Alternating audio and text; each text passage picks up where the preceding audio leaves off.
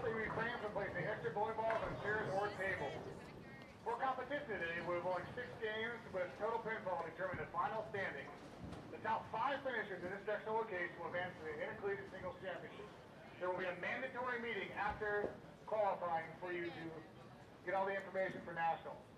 Spectators, as a reminder, this is a non-smoking event and we respectfully ask that you do not smoke in the building or outside the main entrance. The use of flash photography is also prohibited during competition. We'd like to thank our sponsors, Kegel, the official lane maintenance provider of the Intercollegiate Singles Championship Sectional Qualifiers. And the UCS program is an initiative dedicated to the development of youth bowling. We'd also like to send our staff here at Smyrna Bowling Center for their assistance. Athletes, when your arrows come up, you may begin your tournament competition. Good luck and good bowling.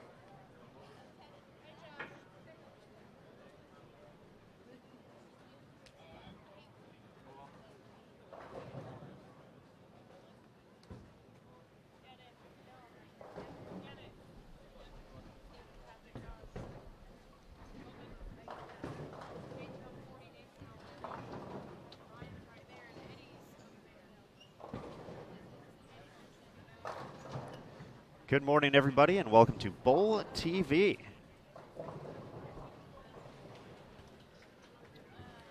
We are coming to you live from Smyrna Bowling Center in Smyrna, Tennessee,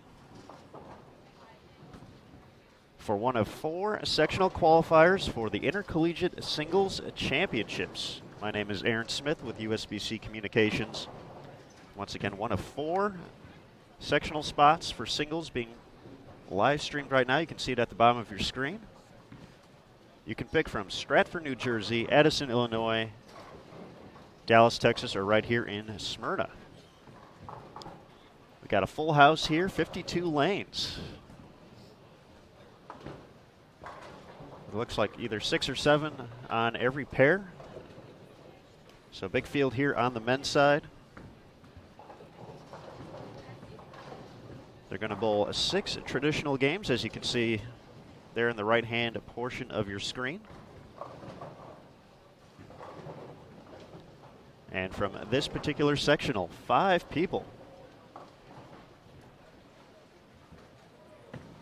will advance on the men's side to make it to the top 24 overall. We'll compete in Dayton, Ohio next month at the Intercollegiate Singles Championships. Now, we know one of the questions we always get in the early going is, what is the pattern? And we don't know. It is become a common theme here at sectionals, as well as the ITCs and ISCs,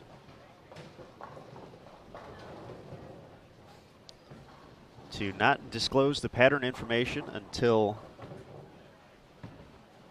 after the event. So these competitors had 10 minutes of warm-up time to kind of figure out a strategy, see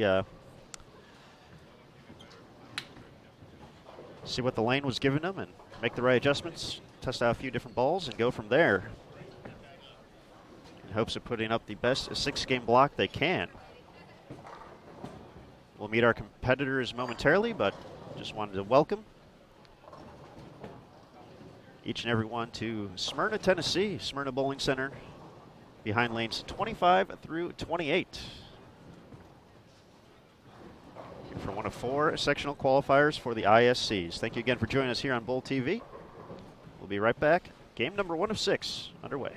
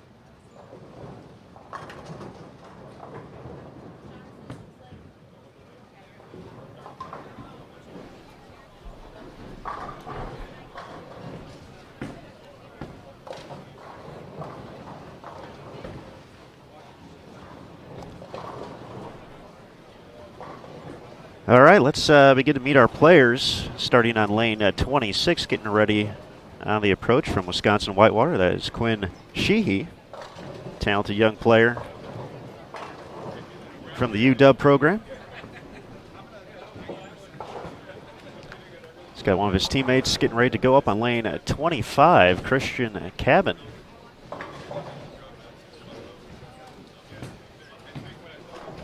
You can see Christian on the far left of your screen, digging in there.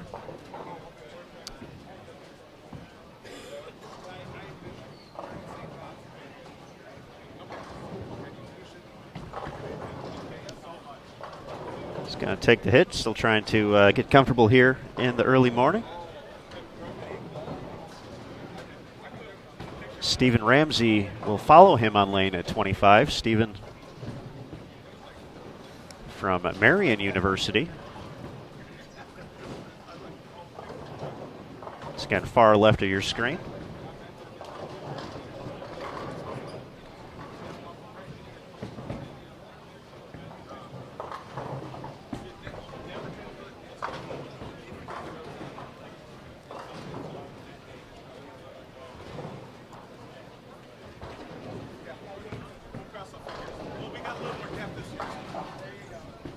Marcus McLean stepping up on lane 26. Marcus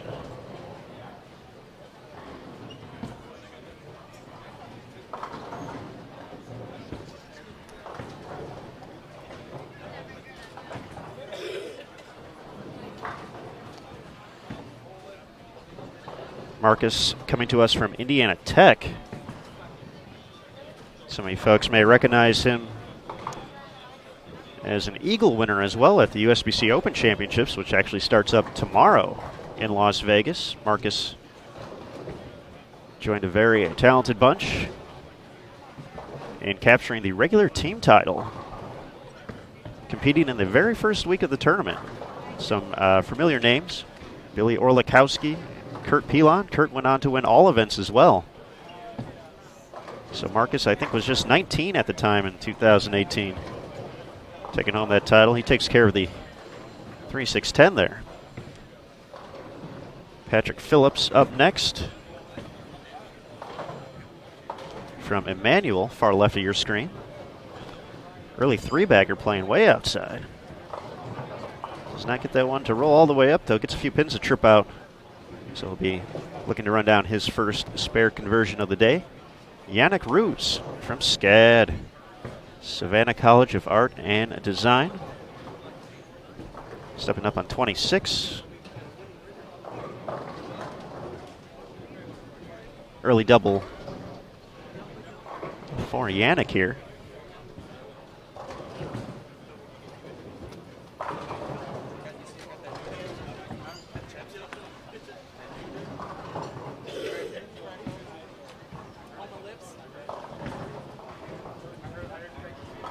So we see a few different angles of attack here in the early going, and that's to be expected.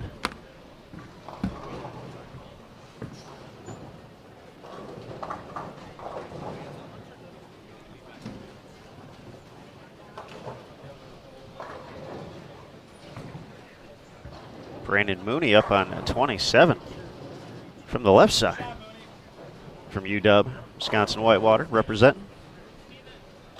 Got quite a few Warhawks here on our featured pair to start.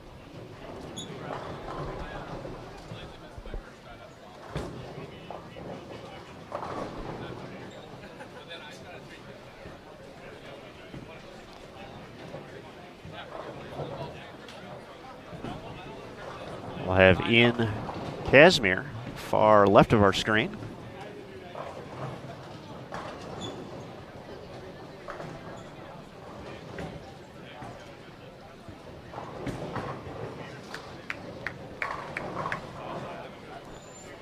Looks like from Schoolcraft College.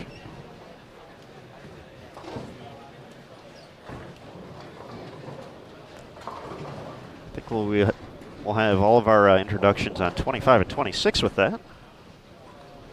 So you have Christian back up. Quinn will be returning in just a moment.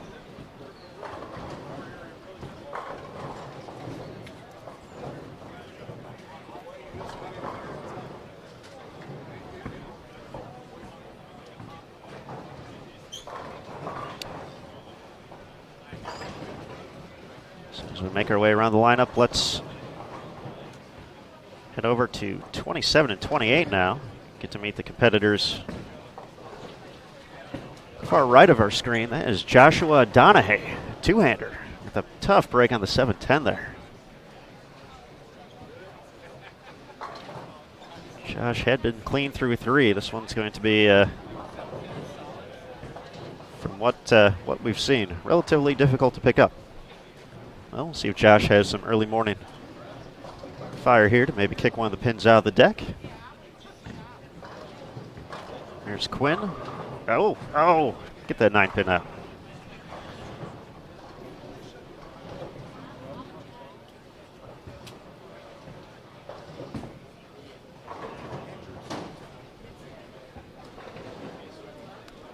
Kyle Beers from Urbana is going to be up on 27. Have another two-hander here.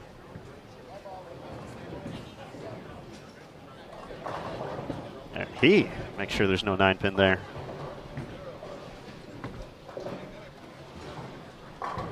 Kicks it all out.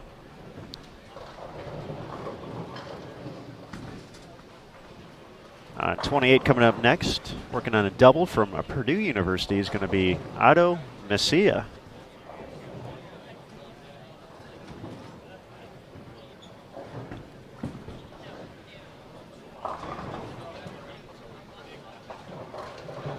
Going to be followed by Josh Vaughn from Indiana. 27 coming up next here in game number 1. Once again, we are coming to you live from Smyrna, Tennessee. We have Brant Houghton over in Dallas, Texas at USA Bowl. Brant has a Hall of Famer with him as well, Carolyn Doran Ballard, in the booth to chat, so that should be a lively and entertaining conversation going on between those two great individuals. Over in Addison, Illinois at Stardust Bowl, Emil Williams Jr. calling the action. And in Stratford, New Jersey, over at 30 Strikes, Jason Thomas returning to Bowl TV. Here's Brandon again. Oh, tripped that 6. Or that's a 4, excuse me. I'm so used to the right-handed version. Brandon will gladly take it, though.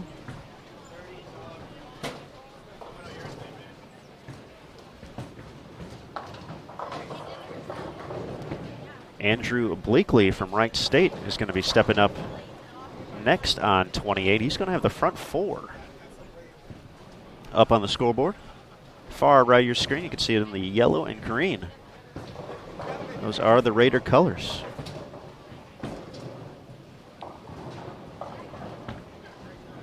Gets that one a little bit right. Cannot make it back, though. So first, a spare attempt of the day for Andrew. See if Josh can bounce back from that 710.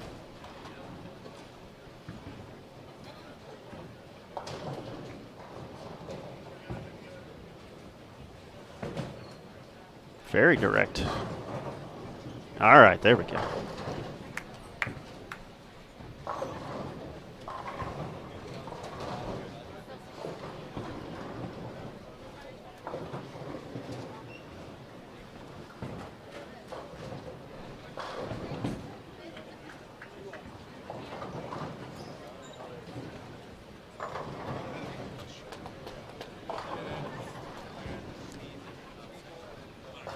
From Florida State, our final competitor on 27-28, Elijah Manderson.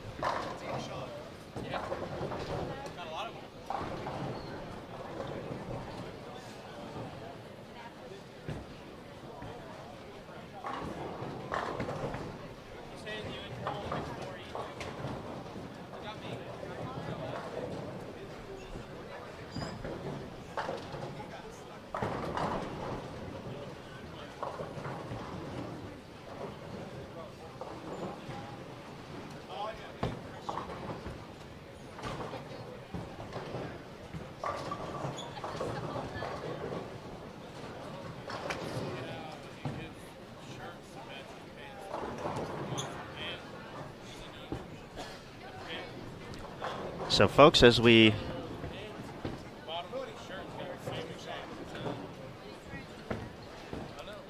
get more and more games into today and start to kind of get a look at how our sectional field is rounding out across the country. Steven gets just enough of that 2-pin right there.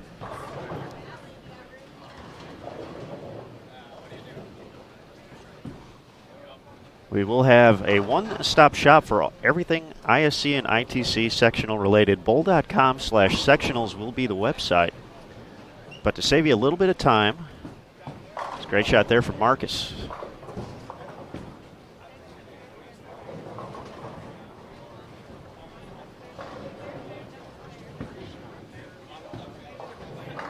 But to save some time for that, if you are in the chat, obviously you can see a few tabs up above. If you click on the middle one, that will have tournament information. If you click on that link, that will take you directly to that page. And then as soon as we start getting scores from across our 4 sectional locations, those are going to become available. We have the rosters, the lane assignments, and then, of course, as we transition to the ITC the following 2 days.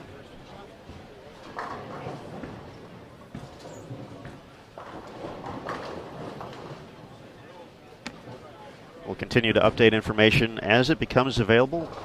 We should get lane assignments later tonight for ITC, so hopefully we'll have an idea of how that's going to work. Of course, ITC is a little bit different. That's going to be Baker competition, 64 games over 2 days, Saturday and Sunday.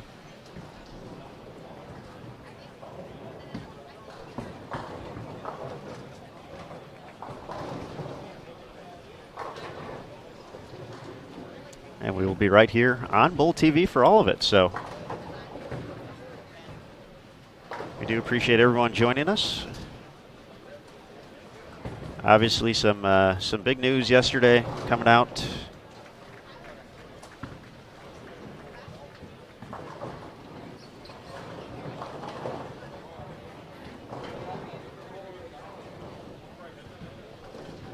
With another announcement on Bowl TV, kind of unveiling the whole package. Hopefully folks get the opportunity to check that out. It's going to be a lot of great content coming up over the course of basically from now until infinity.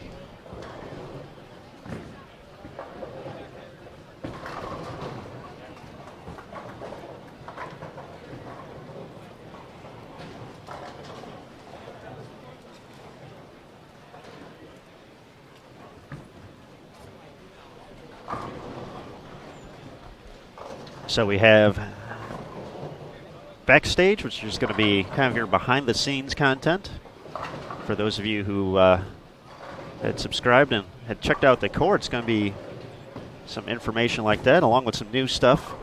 Of course, some of our original series as well. Journey to 900 with Earl, the enhanced automated robotic launching arm, going to be back for season number 2.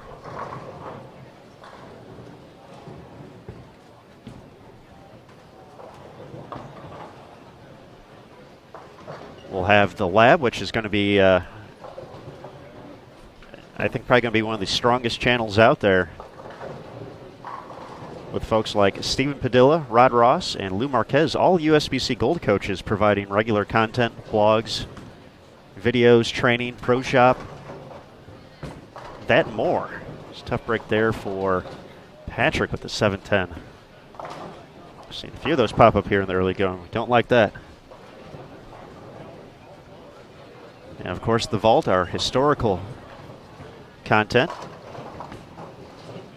Got a pretty large collection over at USBC. Nice cover there by Kyle, taking care of the washout.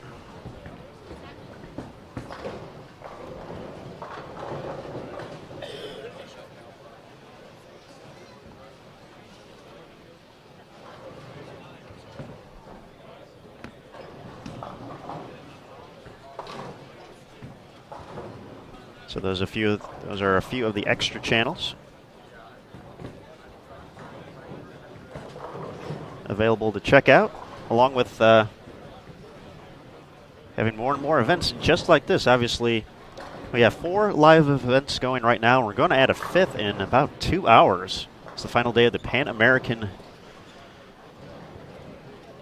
qualifying trials. Will get underway.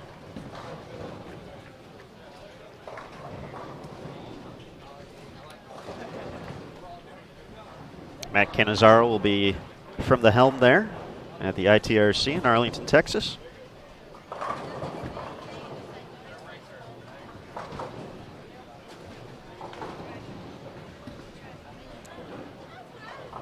So basically, the new BullTV.com is going to be your one-stop shop for a lot of great content.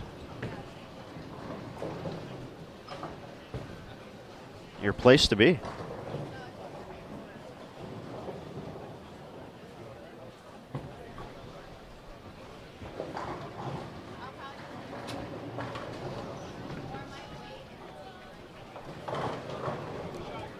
Christian adds another one. Make it 5 in a row now. See him creating a little bit of shape here on this mystery pattern. Quinn's a little further left. He's driving the bus there, turning the big wheel, get that one to come back from way downtown. Adds a double. So always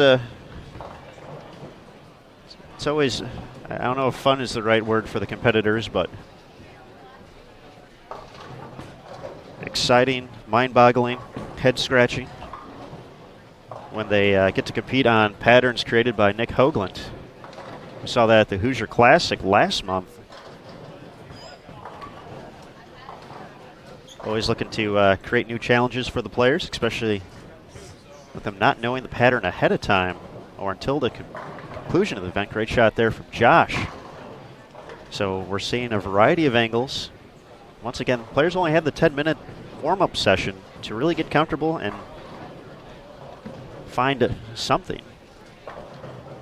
Obviously, you want to find some friction out there. If you can find hold as well, then you're in the driver's seat.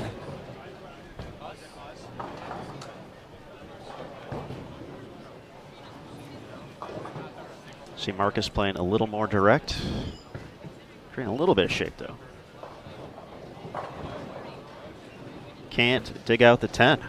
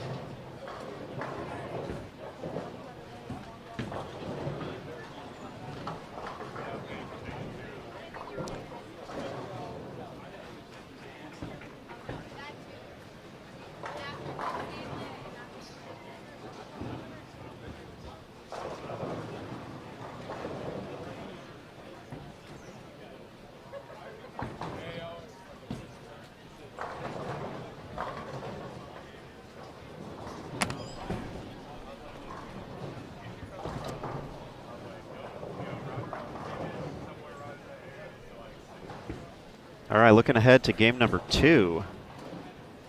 I'm just going to read off the names real quick here in case there's a player you're looking forward to see. You can also find this once again, bull.com/sectionals. We have the lane assignments. We have it by lane and alphabetical as well.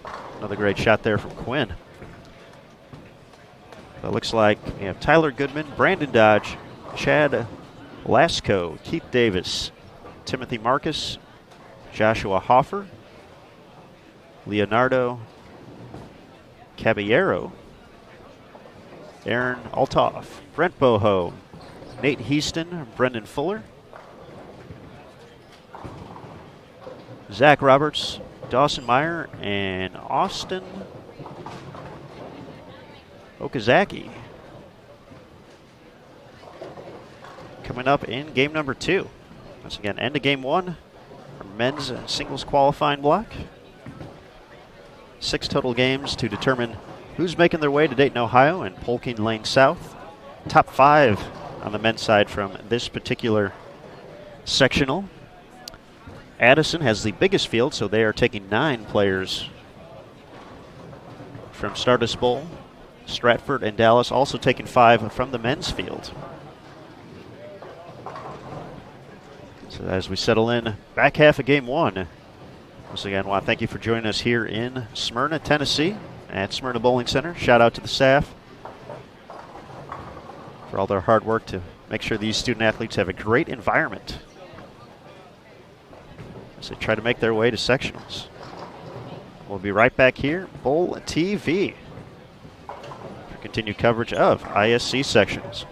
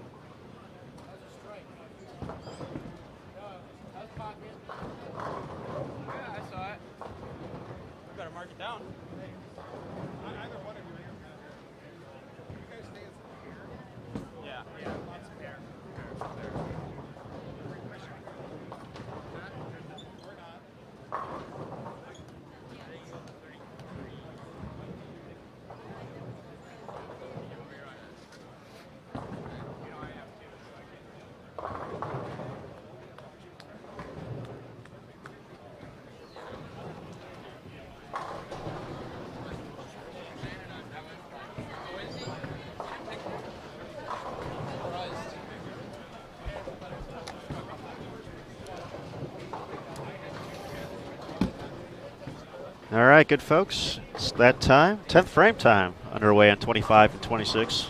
Marcus McLean up on 26 in the white shirt. Patrick Phillips will be up momentarily as well.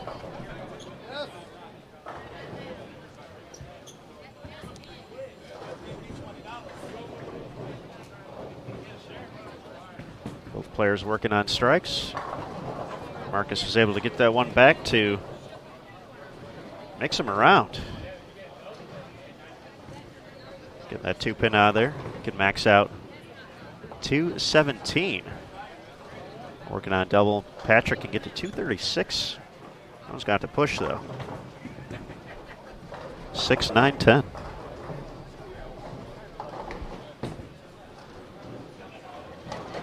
Andrew having a nice game here, staying clean after the early 4-bagger over on 28 from Wright State. Get to 234. Here's Joshua. Just looking for 5 in a row there. 10-pin, ringing.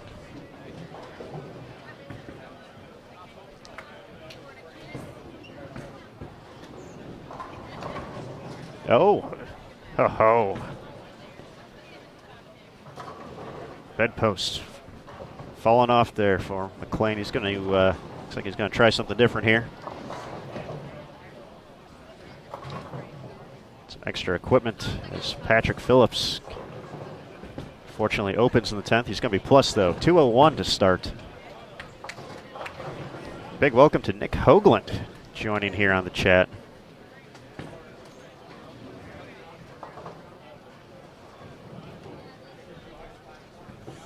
Nicholas, of course, we talked about him a little bit earlier. The mastermind behind these unknown conditions that the competitors are competing on. So, Nick, one of the good guys out there, true historian of the sport, has a unmatched passion for it as well. So, Nick, thank you for everything you do to help build a future for the sport. Certainly appreciate it. McLean finishes with 217.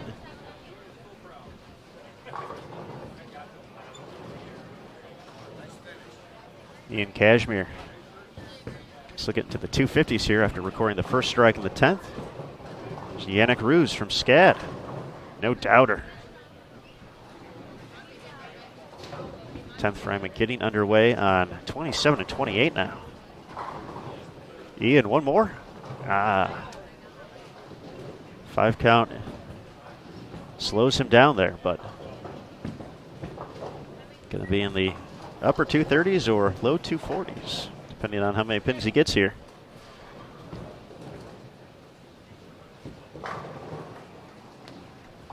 It's going to be a nice start for the young man from Schoolcraft College.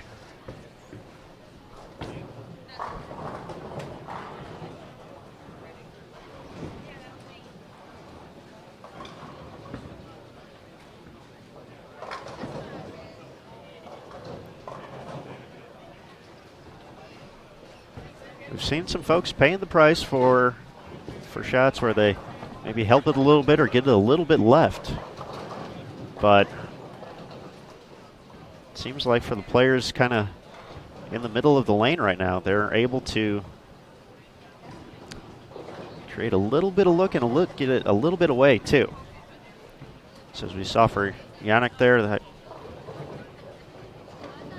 you were paying the penalty on a bad shot, but he's going to finish at 221. Ian got to 240, so nice game for Ian there. Kyle Beers finishes with 161. Brendan Mooney can get to 236 with a fill ball left to go. Josh Vaughn getting ready to finish up on 28. Here's Quinn, 5 in a row now. He can max out 236. Christian, also from Whitewater, 259 out there. So we're seeing some scores out there. Did a quick walk towards the end of game 1 here around the center there. There's some people striking. It's out there. It's all about solving the puzzle, though. That one, I don't think, is making it back.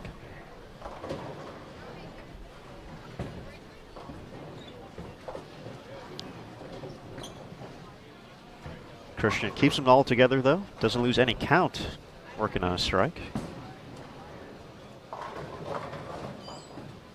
Messenger doesn't connect for Andrew. Clean that up, still gets 223. Some struggles for Josh this game. He's going to finish at 142.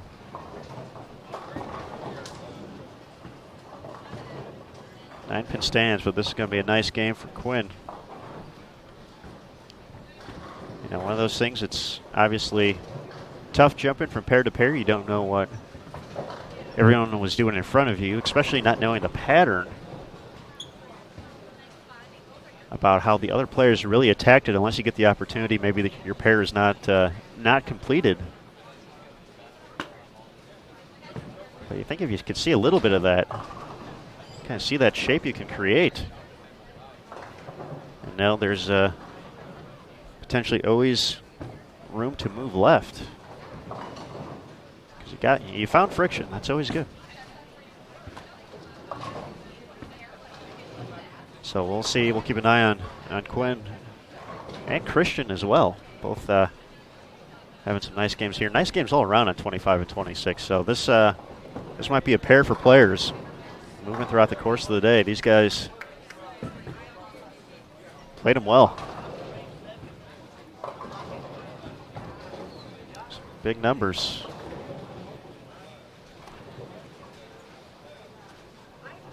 Josh Donahue finishes at 209.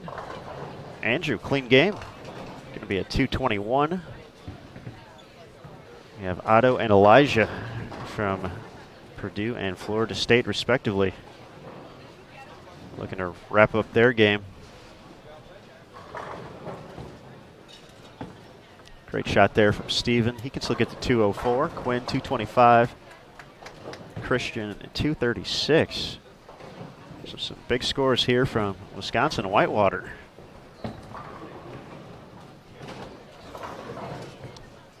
Talked to their head coach, Sean Walkner, a little bit earlier this morning. He said they had a blowout on the van on the way here. So glad everyone is okay and has made their way safely to Smyrna.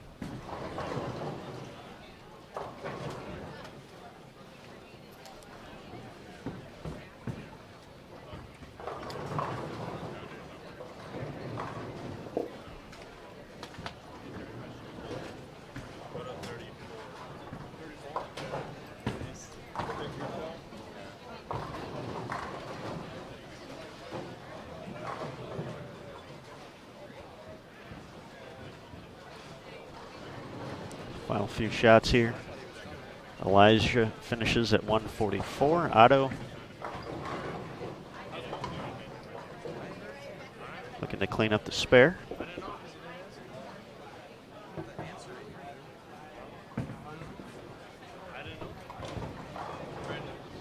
Steven finishes up with 193, so Otto 211. Just like that. Game number one, our men's squad. Now in the books, time to transition to game number two. So once again, a big thank you to everyone for joining us here on the new Bowl TV. Please let us know any feedback in the chat room. Once again, we're doing our best to log all those. You can also send any issues to marketing@bowl.com.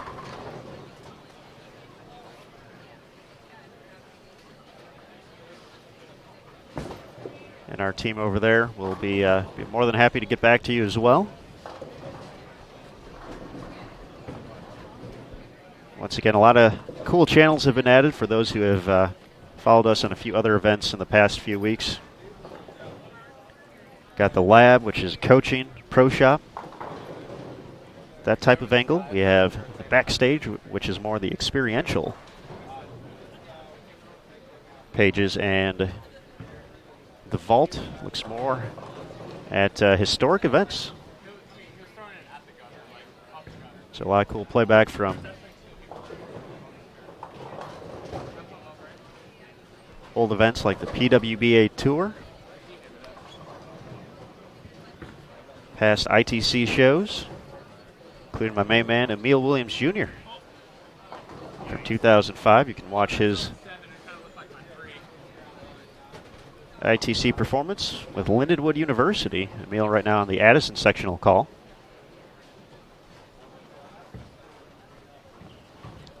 Have old Masters telecasts. World Team Challenge as well. Fun thing with those is a lot of them are from the mid-90s, so you'd be surprised by some of the folks you see in there who we all know very well, sneaking in there. Some interesting hair choices as well. Maybe a mullet or two, but it's all good. All good stuff out there to check out. So once again, a few different channels along with all the live content.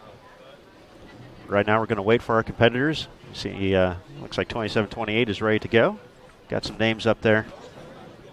So for right now, we're going to settle in, wait for game number 2 to start here from Smyrna, Tennessee, in the Smyrna Bowling Center for ISC sectional weekend. So thanks again for joining us. I'm Aaron Smith with USBC Communications. We'll be right back here with game number 2.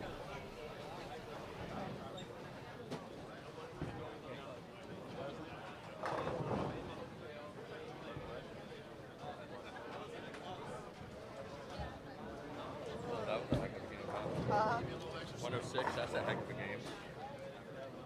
Got myself. I can't yeah. They had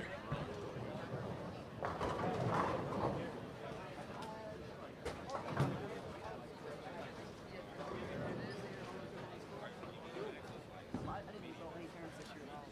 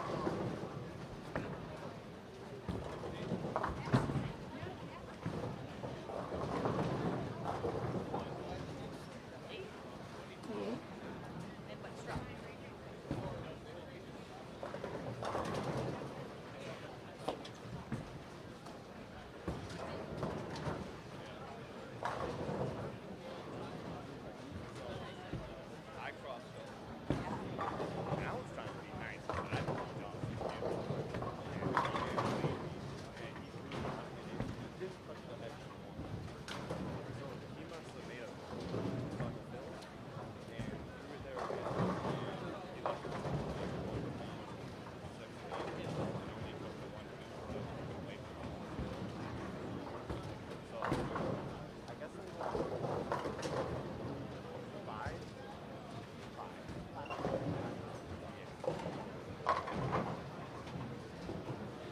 remember this. I remember when I got in front of the live stream at Storm U. I remember because here on the live stream the last day, and I had to do like 7 left. And I was wheeling away, and it wasn't wheeling away down there. Remember that? Didn't remember quick enough. I struck it. Well, you got lucky. I didn't think it was going to strike. Did you bring all your stuff down? I remember this.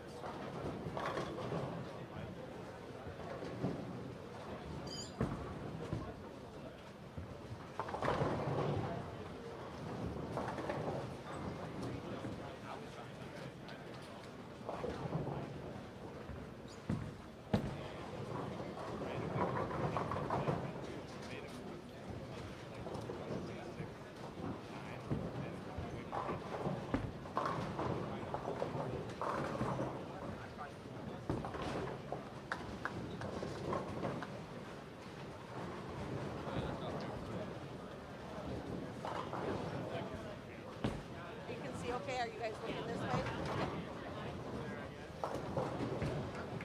Like as if you gotta tell me move. Like just say move. I'm fine with that. I'm watching over here.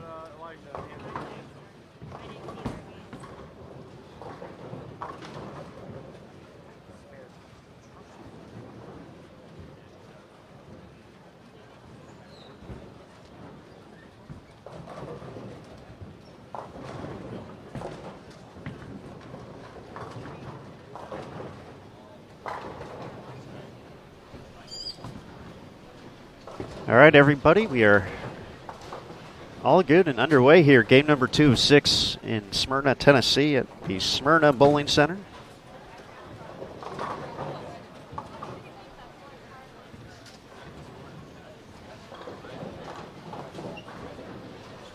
Let's waste no time and start introducing our players. Going to be up on our far left on 25. That is Leonardo Caballero.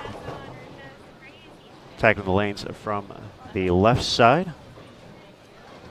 Brendan Fuller, far right of your screen from Marion University. He gets a weird hit there. That's going to be making it a little bit tougher.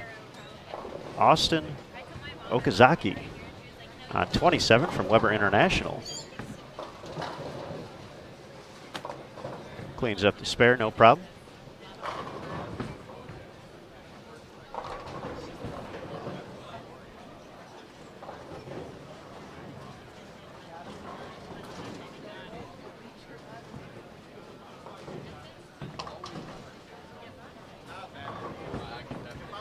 This is Chad Lasko from Youngstown State up on 26. Aaron Altoff from Purdue up on 27.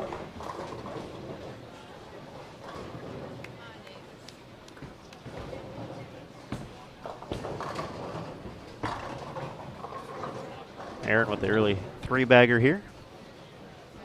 It's Keith Davis getting ready to step up on 26. Keith from Martin Methodist.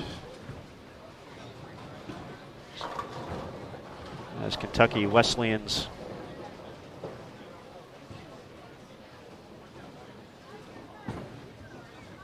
Zach Roberts up on 28. Brent Boho, former member of Junior Team USA. He's going to be stepping up on 27 from St. Ambrose momentarily. Keith delivered the strike from Lindsey Wilson. Timothy Marcus with authority.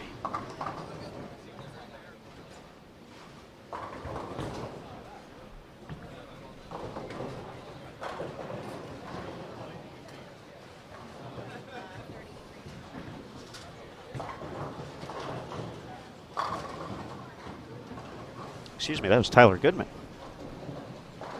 Timothy Marcus up now on lane 26 from Florida State. You have Brandon Dodge getting ready on 25. Brandon also from St. Ambrose.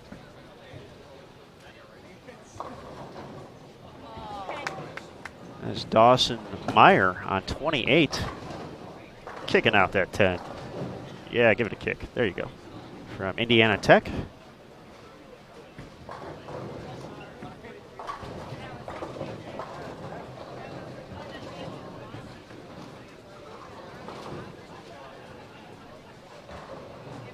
Is Brent and his two-handed style. As you can see, kind of shaping the lane as well. From Muskingum, this is Joshua Hoffer.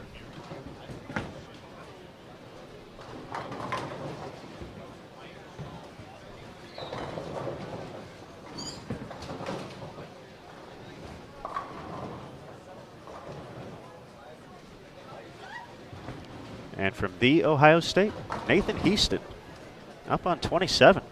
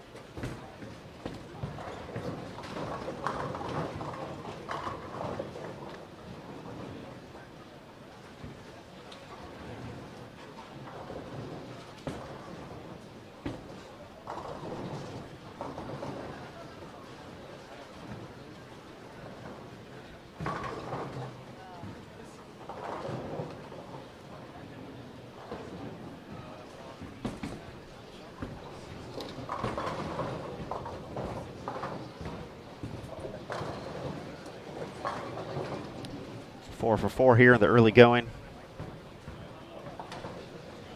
Aaron Altoff from Purdue on 27-28. It's a real nice shot there from Brendan from Marion.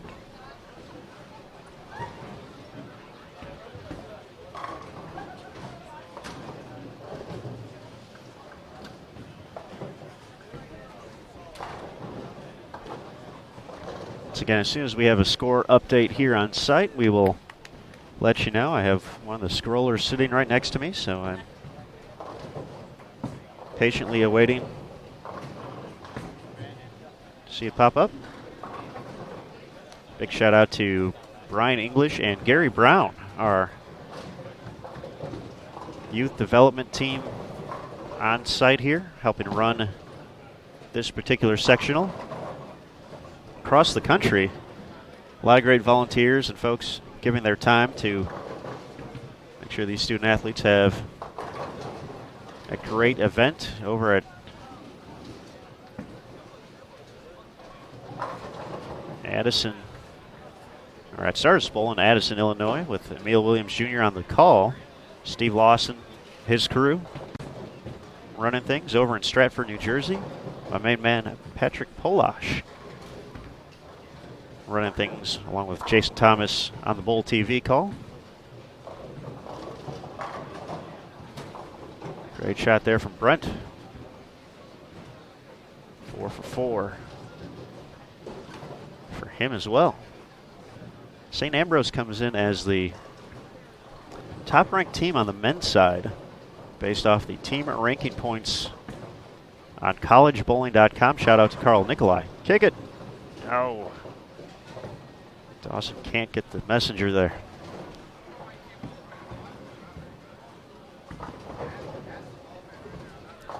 So for the Fighting Bees, it'll be fun to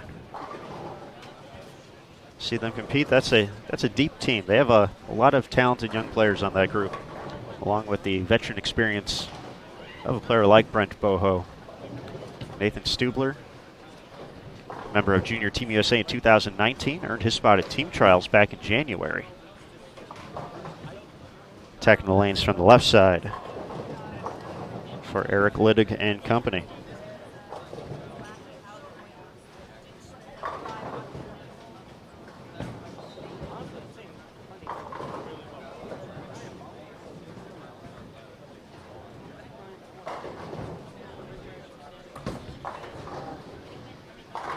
Speaking of St. Ambrose, Brandon Dodge has also started with an early three-bagger. See if he can add one more here.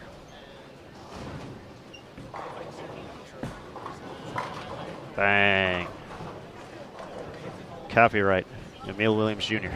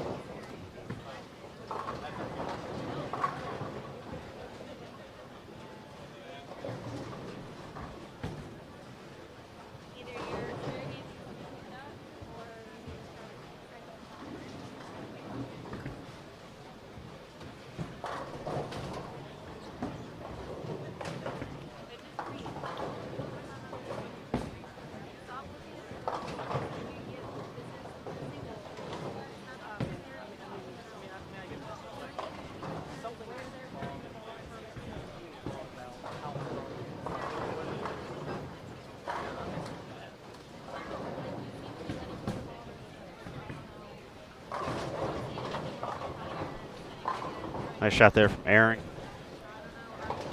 Kicks the 6-pin.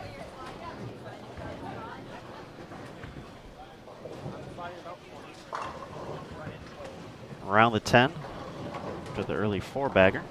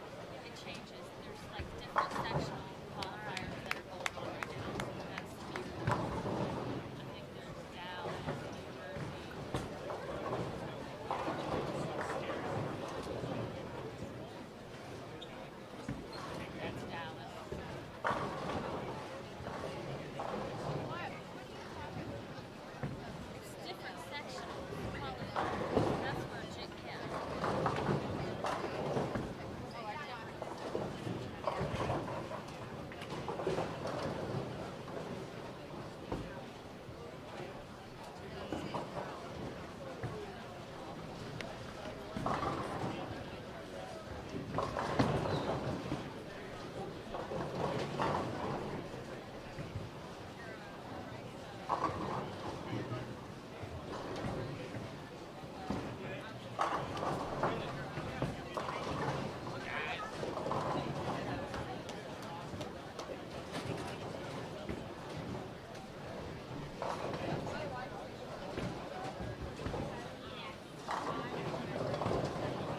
came over the bus this time.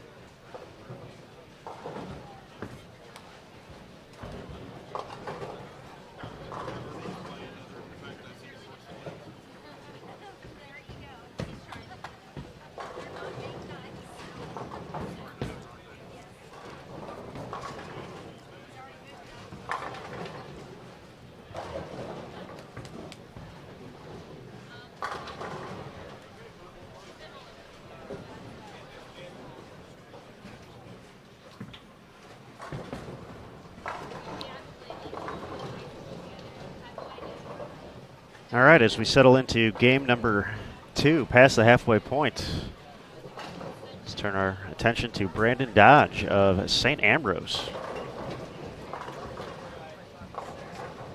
Looking to add one more and mixes them up. Comes in a little light. Can't get anything to connect with the 4-pin, so his run of 6 consecutive strikes is coming to an end.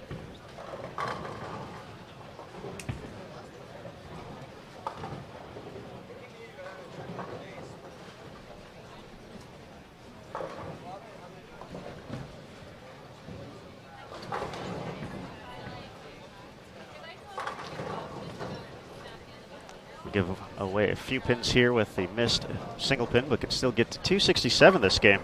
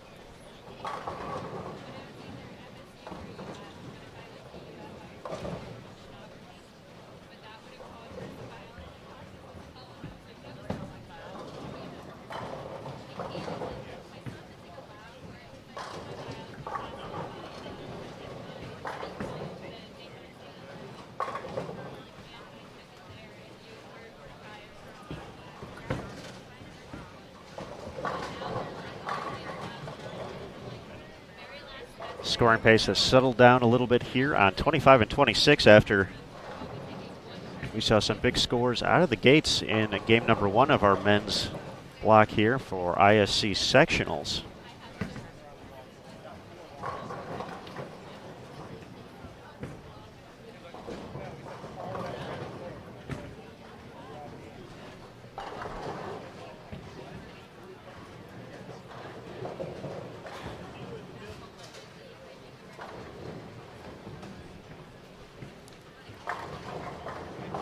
A great place to learn more about that and how to help your game throughout transition is just by checking out and stopping by the lab to catch up with Team USA head coach Rod Ross as he breaks down Team USA players in his new series of the video room, as you can see on your screen right there.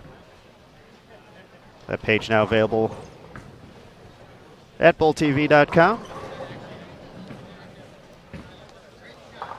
Some great insight from Team USA head coach Rod Ross, also a gold level coach, along with Steven Padilla and Lou Marquez. So when you're done here,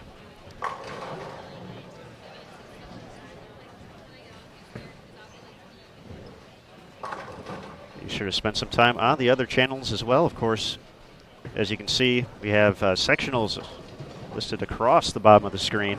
Stratford, Addison, Dallas, and obviously here in Smyrna. But we do have a few new channels available as well, so for those of you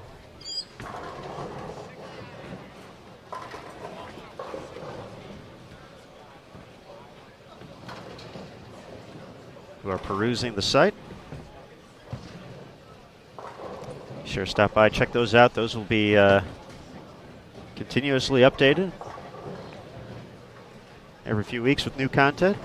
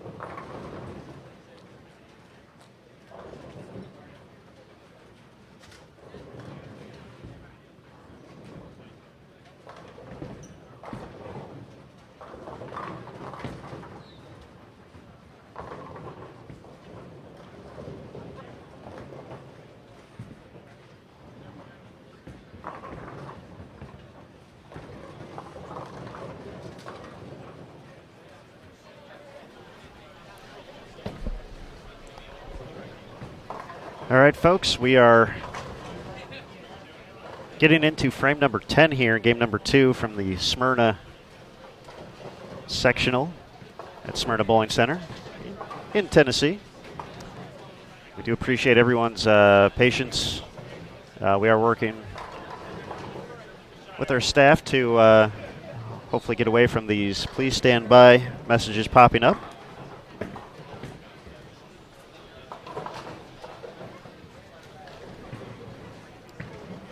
We also do encourage everyone, if you have persisting problems with the platform, to contact marketing@bowl.com.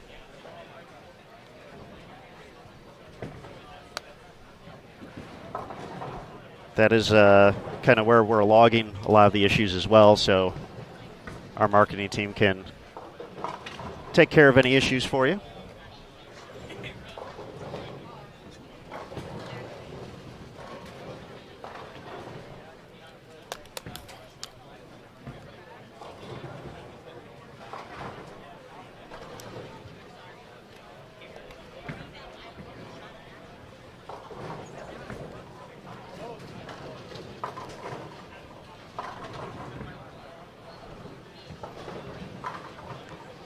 Aaron Altoff from Purdue has put together a nice game. He's finishing up on lane 28. Looking for one more to get to 224. And sends them all back. Nice game, Aaron.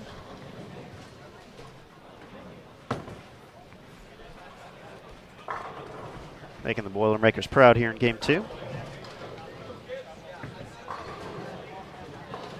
Dawson Meyer from Indiana Tech looking to clean up the 610.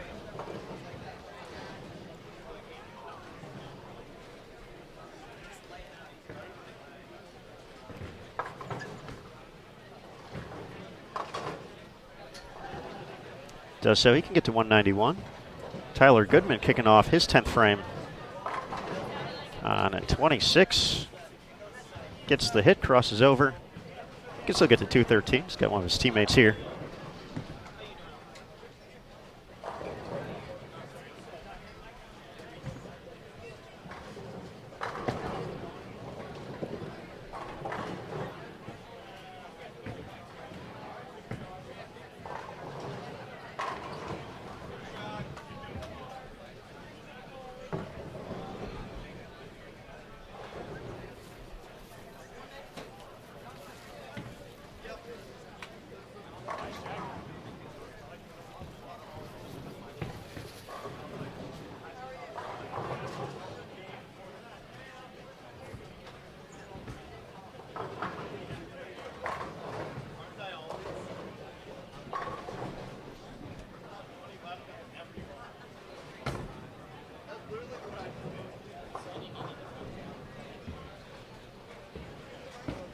Timothy Marcus of Florida State looking to clean up the single pin.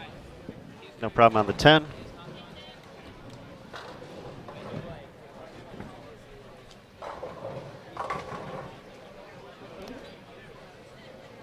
Better shot there from Tyler, but can't get the 7 to connect. Can get to 203. After an early 4-bagger, Brent Boho ran into a little bit of trouble middle of game number 2 here. Back-to-back opens in the 7th and the 8th, but just going to crack 210. Austin finding the right look late. Makes it 3 in a row.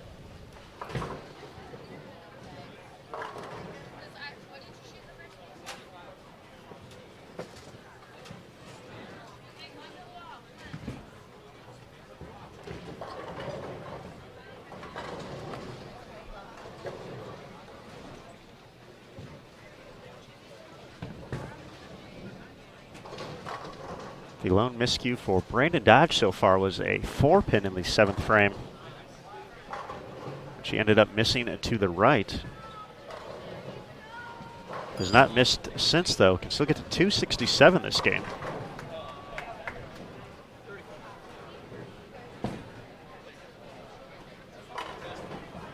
Looks like we have some scores on site here in a moment. We'll grab a quick look at the Top spots here in Smyrna after one.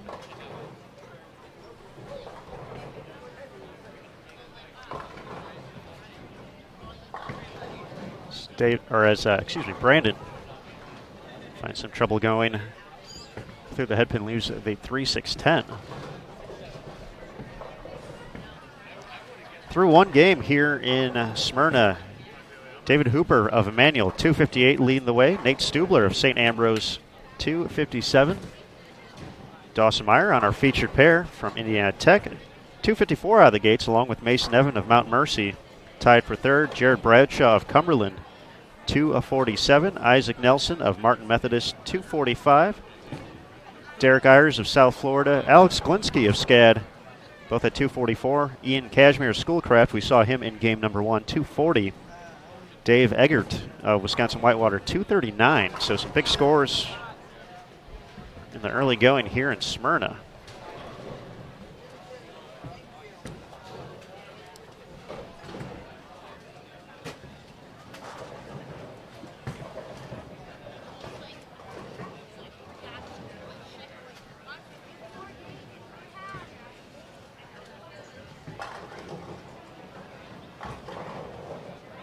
Once again, we're getting those scores on site. As soon as we see them online as well, we will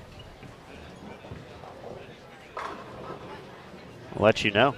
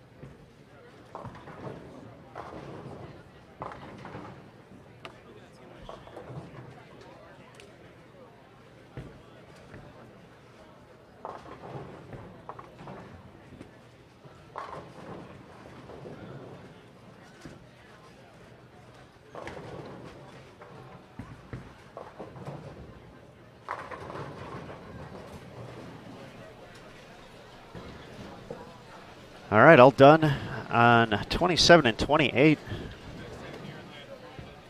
Aaron Altoff of Purdue leading the way, 224. Brett Boho, 211. Keith Davis will wrap things up here.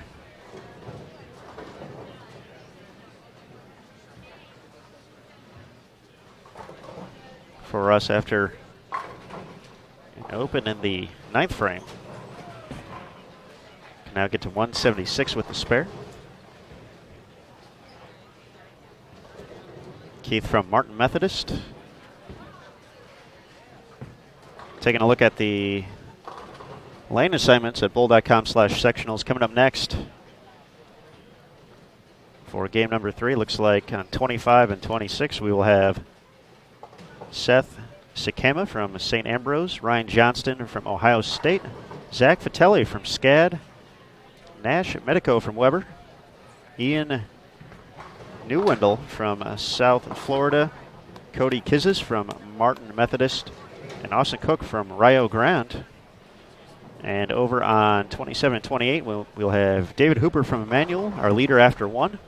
You see him up there already, wasting no time. Getting on with game number 3. Followed by Jonah Anderson of Lindsey Wilson, Sam Veely from Alabama Tuscaloosa, Devin Klotz from Martin Methodist, Anthony Dodge from St. Ambrose, Casey Mitchell from Bethel, and Ryan Bliss from Indiana Tech.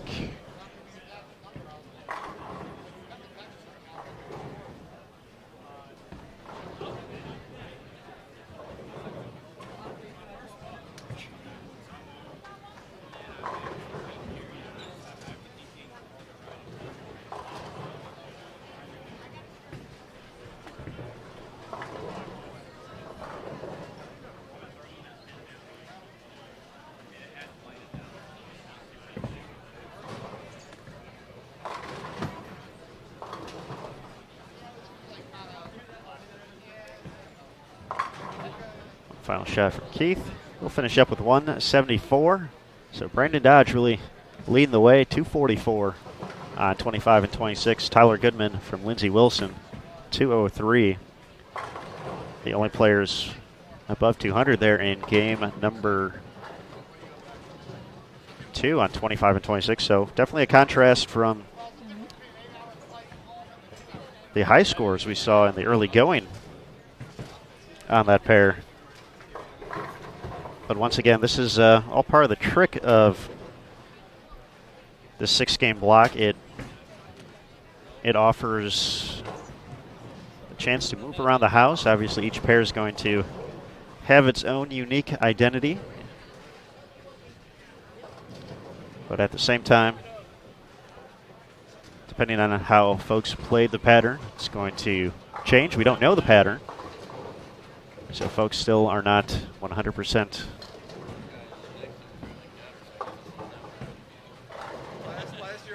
sure what they're bowling on. Obviously, they've seen their ball go down the lane, have found friction, have found hold, know where it hooks, knows where it doesn't hook. They've made those maneuvers.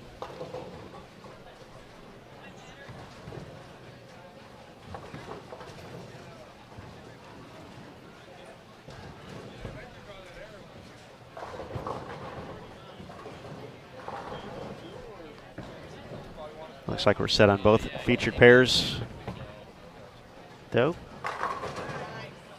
Seth gets to the 1-3 to kick things off on 25. Can't get the 10 out. Here's Ian. Attacking the lanes from the left side.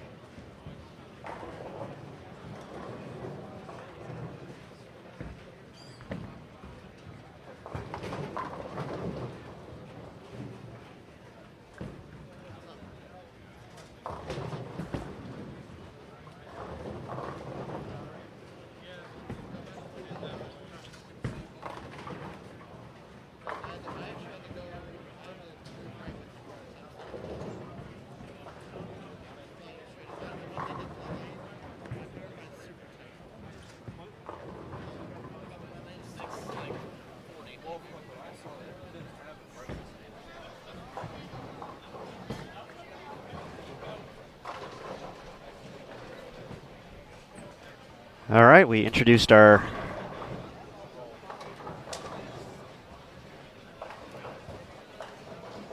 players just before the start of Game 3. Let's put some faces with some names, some bowling styles as well. Start with Sam Veely from University of Alabama. He's up on 27. Seth Sikkema from St. Ambrose is up on 25.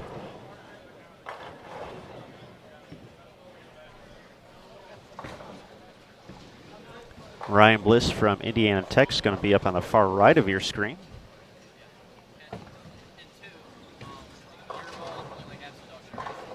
Bradley Adler from Martin Methodist will be stepping up on 26.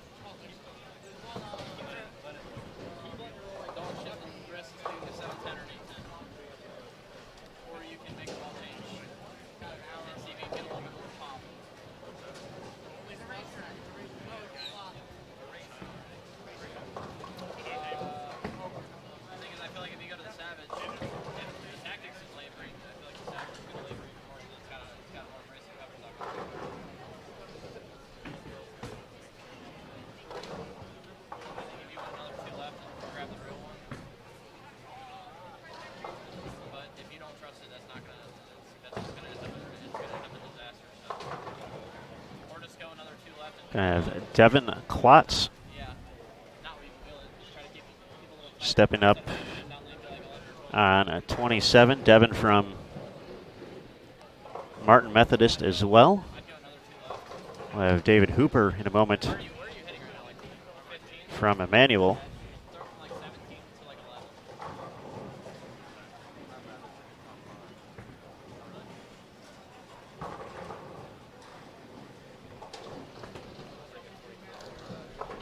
Ryan Johnston from Ohio State up on 25. Sends all 10 back. For Hooper, a past junior Team USA member and runner-up at the 2018 Junior Gold Championships. Delivers the strike representing Emmanuel College. Stepping up from Rio Grande, Austin Cook with the early double. He'll be up on 26. Zach Vitelli from SCAD will be up on 25. Anthony Dodge, also from St. Ambrose. Going to guess a relation to Brandon Dodge, who we saw last game. Jonah Anderson also going to be up over on lane 28 from Lindsey Wilson College.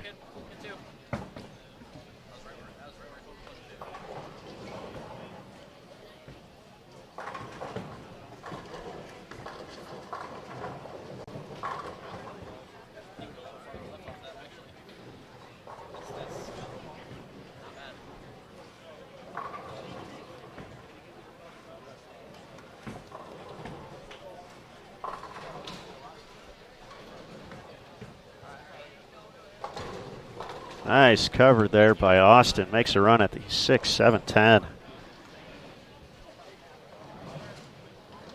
That's what we like to see.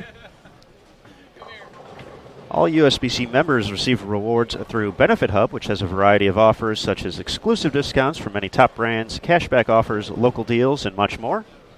So be sure to stop on over to bowl.benefithub.com where members score more. You can see that in the left-hand corner of your screen.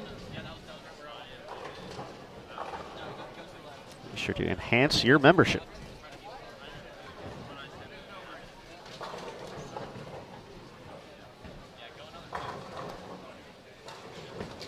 We have Casey Mitchell stepping up from Bethel University.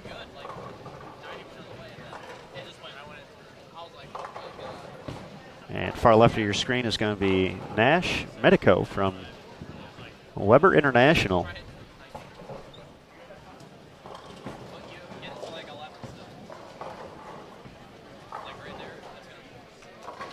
He makes it 3 in a row. Fun fact about Nash, he was the first person here today.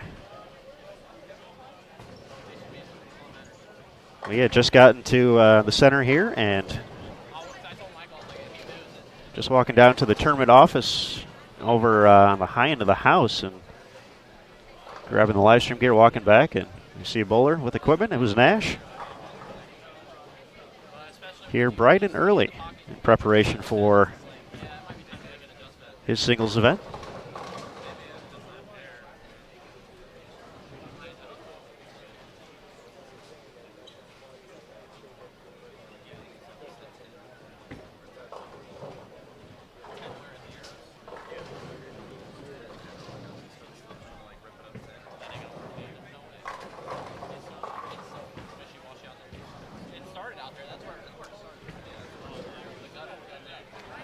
Here's Ian Newendall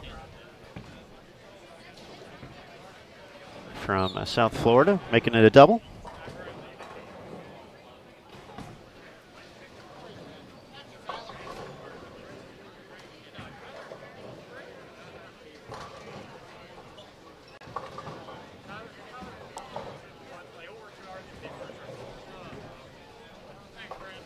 I think that covers all of our introductions here for Game 3. I think we got everyone. So now we can sit back, relax, and continue to see how this mystery pattern is developing. Got a good variety of styles. Anthony coming from the left side. A few two-handers. Bringing the fire like Bradley right there.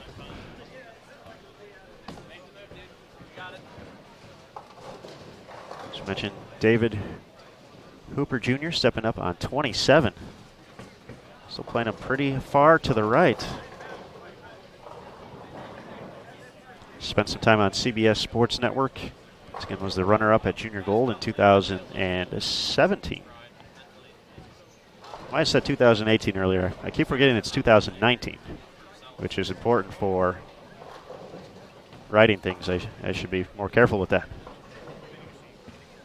But yep, 2017 back in Cleveland. David made his way to the finals through the U20 bracket. There's Austin Cook after the nice 6-7-10 pickup. Makes it 3 out of 4 here in the early going.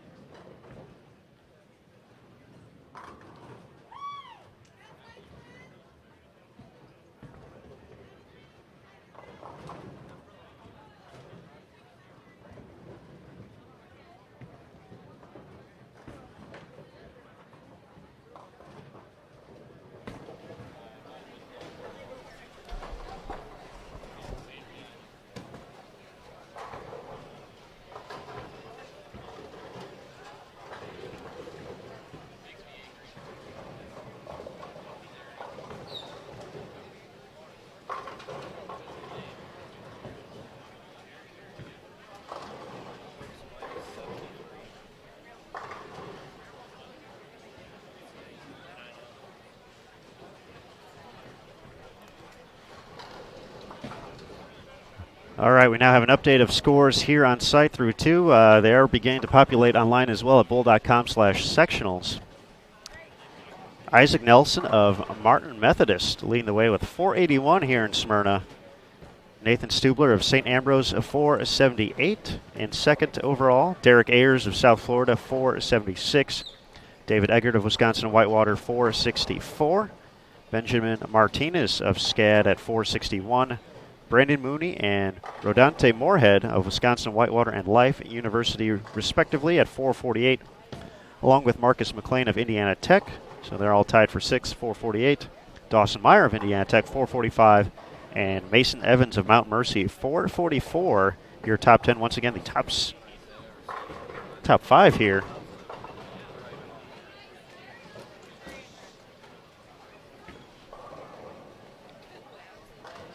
And Smyrna will advance on to the next round.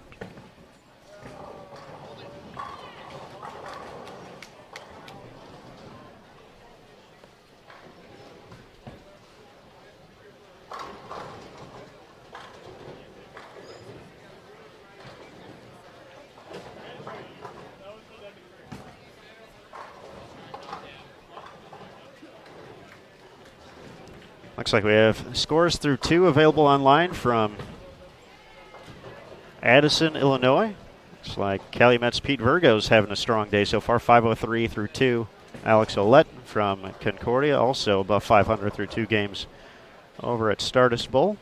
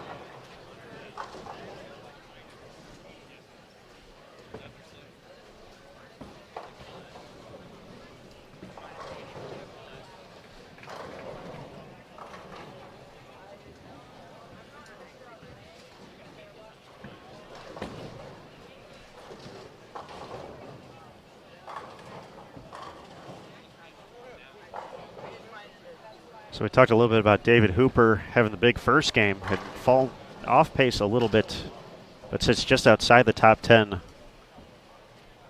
at the moment at 443. So trying to get his feet underneath him here in this game. Delivers a great shot there in the 9th. So playing the outside portion of the lane.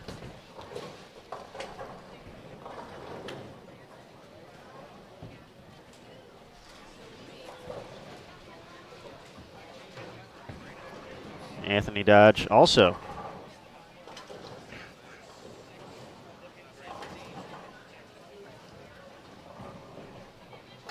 At 443. And it's a rough break there. That was a good shot. Gets to the pocket.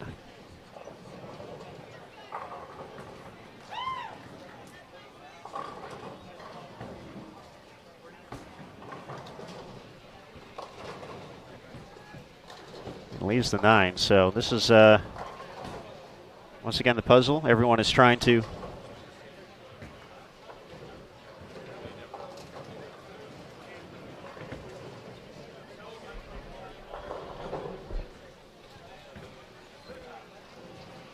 See how this pattern develops and where to find the right mix of hook and hold. As Dodge misses the single penny. Can still get to 216 this game, though. Moving in the correct direction.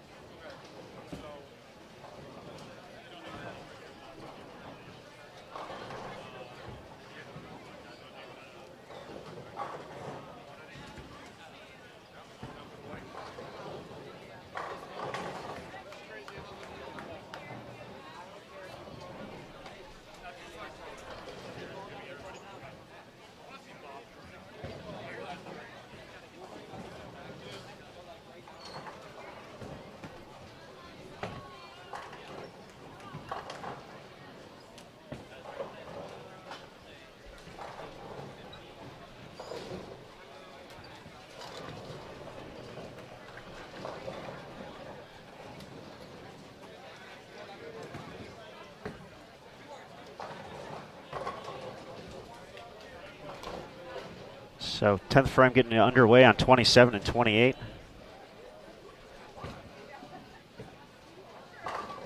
Anthony Dodge bounces back after the miscue on the 9-pin.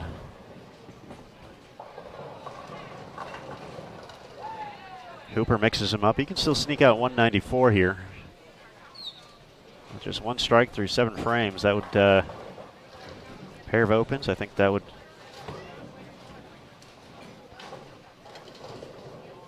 be a win. Keep him right in contention here. Once again, sitting outside the top 10 after 2 games.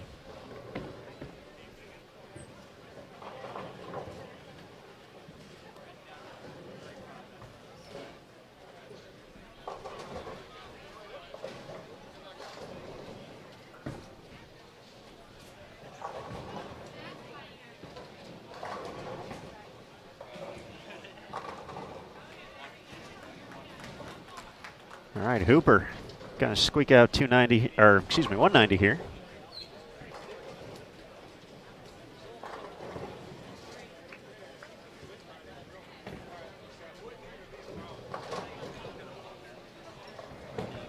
Anthony is gonna finish with 204. Zach, and another one. Makes it 6 in a row. He can still get to 270, so for Zach Vitelli, SCAD after 351 in the opener, or through the first 2 games. An attempt to make a big jump to the right side of plus here. Get to about 20 over.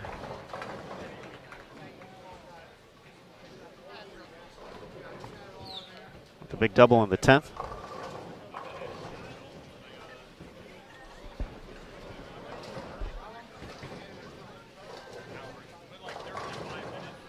Nice shot there from Nash. 3 in a row to set up his 10th frame. He still has 242 out there. He's another player who could move on the right side of a plus at 391. Through 2 games.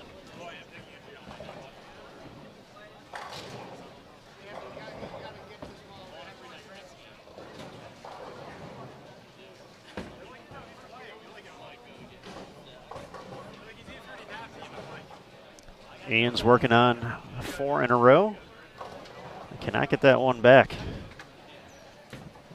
Leaves the 3. Chance to get to 221 though with the spare.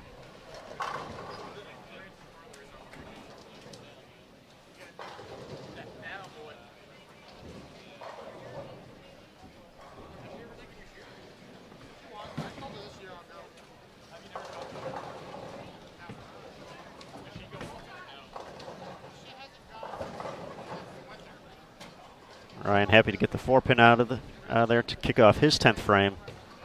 Some struggles for him though. He can max out 153. Jonah Anderson, connected for a double.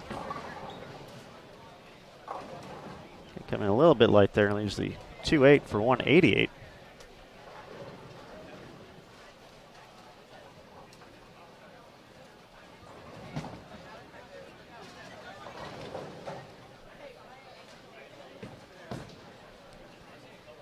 Nice steady game from Ryan Johnston here from Ohio State. Staying clean, going to be in the 220s.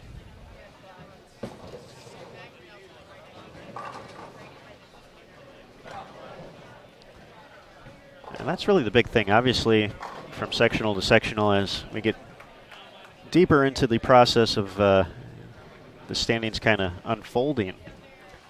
You'll see that certain patterns are yielding higher scores, others not so high.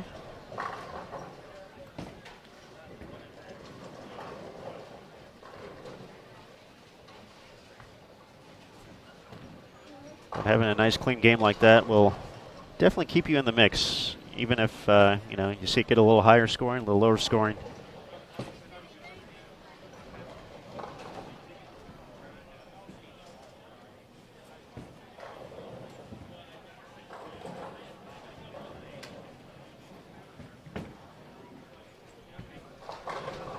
Sack, keeping it going.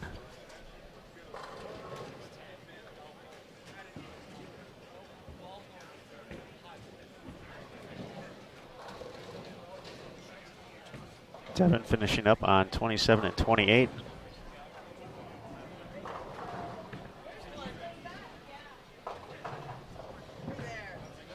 Gets the first one, he can get to 185.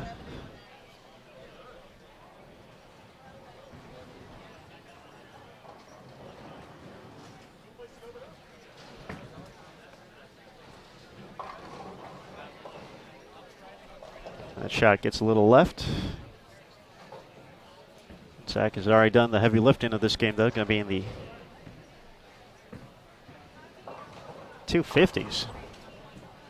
Biggest game of the day so far on Bull TV.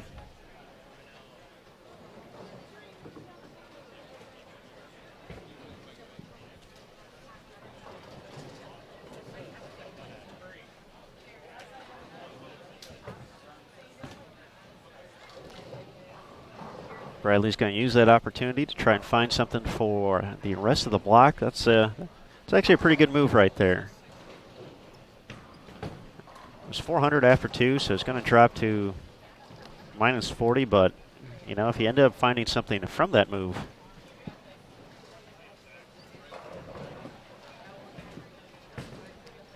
I'd be willing to give up those 2 or 3 pins. Obviously, you never know if it's going to come back to haunt you in the end, but sometimes you just got to make that move. You got to be bold and know that if I find the right look, I'm going to repeat shots the way I want to and can throw a bunch of strikes in a row. So hopefully it pays off. Here's Nash. Up the hill, can't quite get there, 245.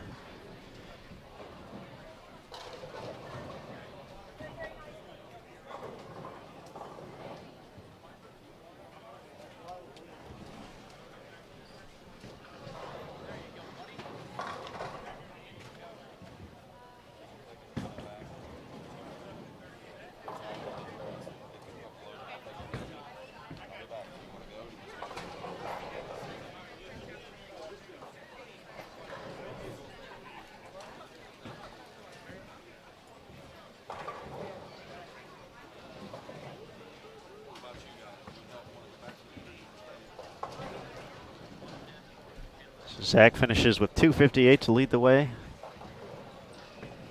Nash 2:05 with the open in the 10th. Austin Cook, Rio Grande will have the opportunity to wrap things up here for Game 3. All right, halfway through this block.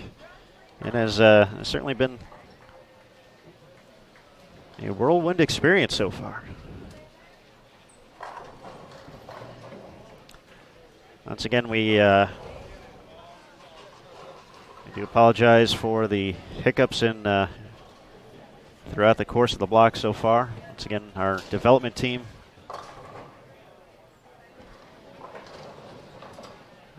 has been highly in contact, so they are trying to help us find a quick fix here. We're about to have a 5th event go live in about 10 minutes or so over at the ITRC in Arlington, Texas. So Austin finishes up with 175.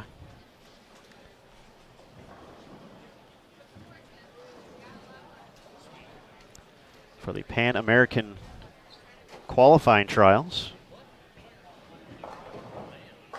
Matt Cannizzaro will be on site for that.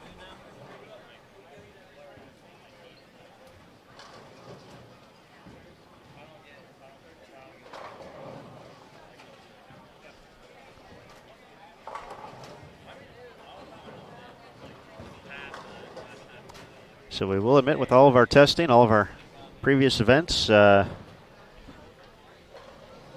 we didn't have the capability to have 5 going at once until this week. So we're certainly hoping for some excitement, of the good kind, of course.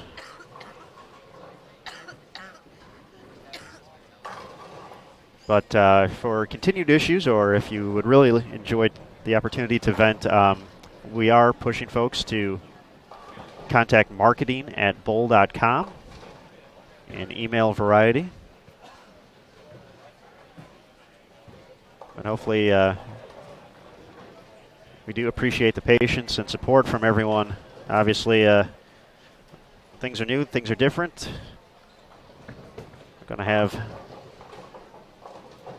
those hiccups along the way, but once again, we'll do our best to work with you when we can to make sure your experience is what you expect. But what we're going to expect right now is me to read off the roster for Game 4. So obviously already getting underway on 27 and 28. So for those of you who haven't looked ahead to bowl.com/sectionals, on 25 and 26, we will have Rodante Moorhead from Life University, Logan Goodman from Bethel, Jared Bradshaw from Cumberland, Keen Ching from Indiana Tech, Brandon Penley from Lindsey Wilson, Jeff Mann from Marion, and Derek Ayers from South Florida making their way to 25 and 26. Already starting on 27 and 28, we have Marco Garcia from RMU, Illinois, Andrew Fraley from Youngstown State, Tyler Alilo from South Florida, Nick Agnew from Martin Methodist, Logan Langer from Mount Mercy, Tyler DeJong from Indiana Tech, and Travis Kamenik from Toledo. So those gentlemen already have settled in on 27 and 28.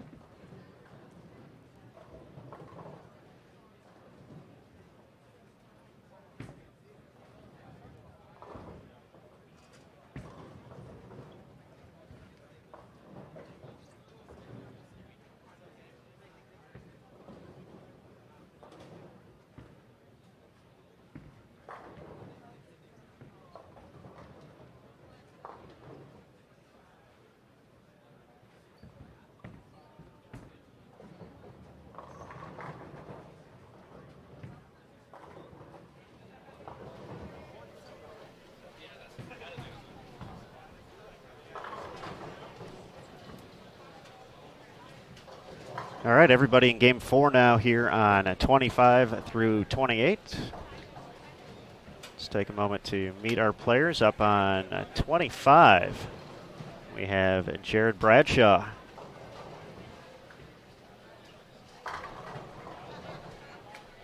Making a good shot there, catching a rough break though with that 7-pin. Jared from Cumberland University.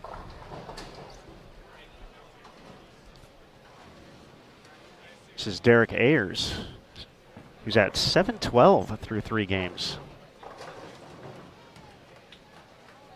Takes care of the single pin in the first, so we'll keep an eye on Derek for sure, see how he's attacking this pattern. Off to a strong start. Logan Goodman from Bethel University will be up next on 26.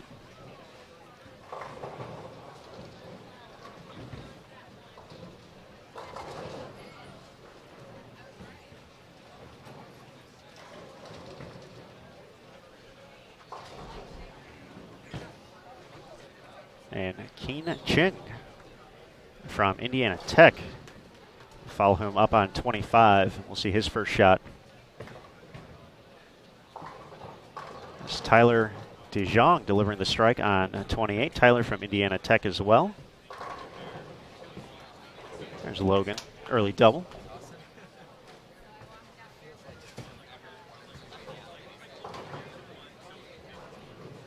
Travis Kamenek from Toledo is on the approach, far right of your screen.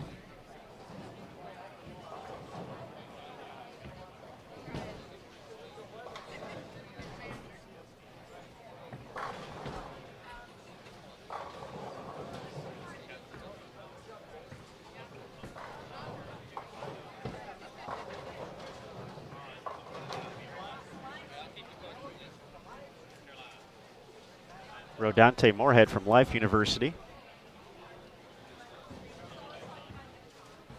Going to be up on 26 here momentarily. That was Brandon Penley from Lindsey Wilson on 25.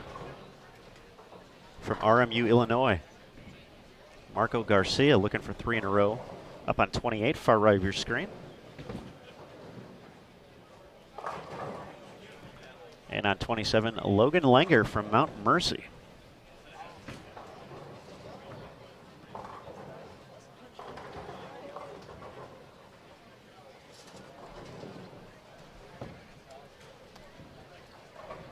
Jeff Mann from Marion University outside of Indianapolis is going to be up lane 25, far left of your screen. Former junior gold champion.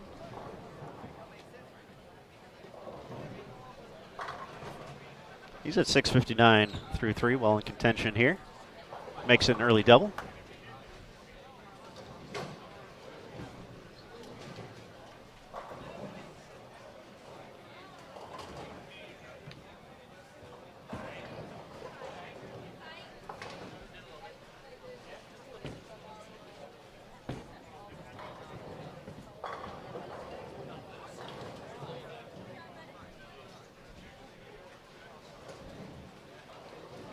We'll have Andrew Fraley from Youngstown State up on lane 28 momentarily as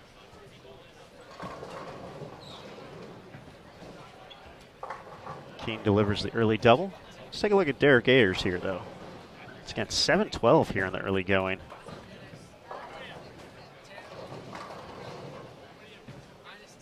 That's how you get there. Great shot.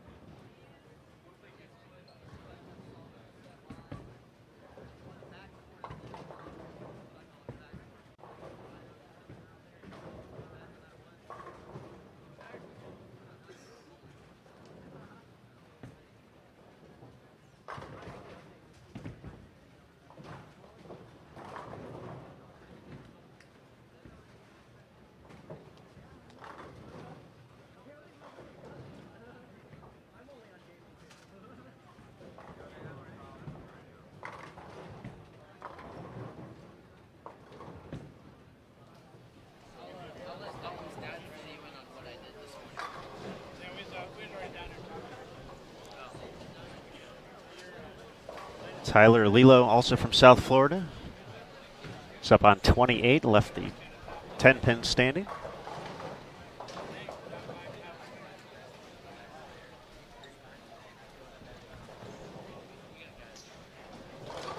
Takes care of it there, so I think we haven't got Nick Agnew yet. Can't forget about Nick.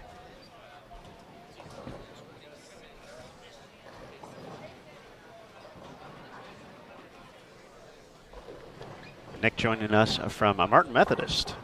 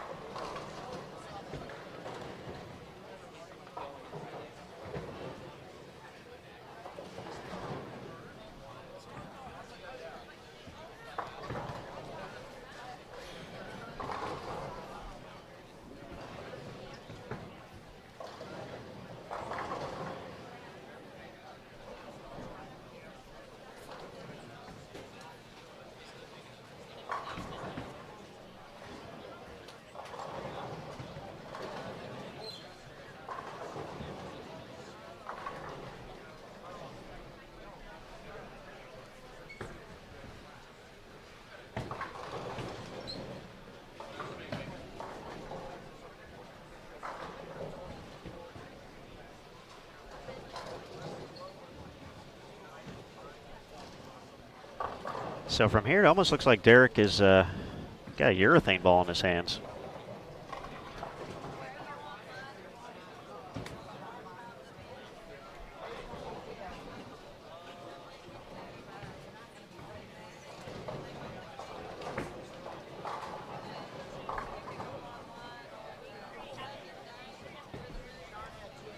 So urethane definitely a great way to maintain some control on the back portion of the lane. Definitely don't like giving those pins back. Speaking of giving back, with the launch of subscriptions on BowlTV.com, we are offering the first 500 annual subscribers a free Bowl TV t-shirt. So for those of you who have already done so, we certainly appreciate it. Those t-shirts will be on the way. Just remember, Bowl TV, bowling lives here. Thank you again.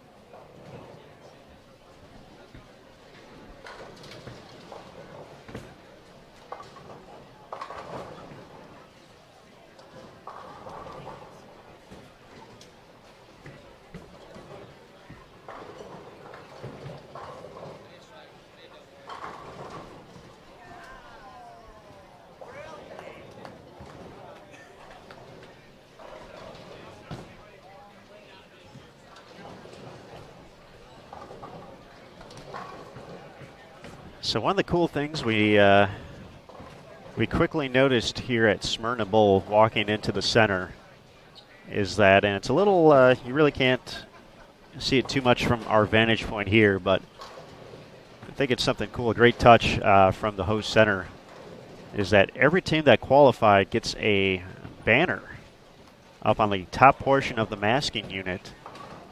So, for instance, on 25 and 26, there's a Urbana banner hanging on 27-28. Cumberland's Lindsey Wilson is over on 29 and 30. So in chatting with a few folks here on site, they told me they actually have some of their youth bowlers put them together every year. So that is a pretty cool thing, I must say. This is my first trip to Smyrna personally, so this is the first opportunity to work at the center, get to meet the folks. A lot of great people working here as well, very accommodating to help us get set, as well as offer a great environment for the student athletes to compete. But definitely a cool touch. That's something new. So all the it matches up with the school colors as well. So it's pretty nifty. So high five to folks here in Smyrna who make that happen. We definitely appreciate the support.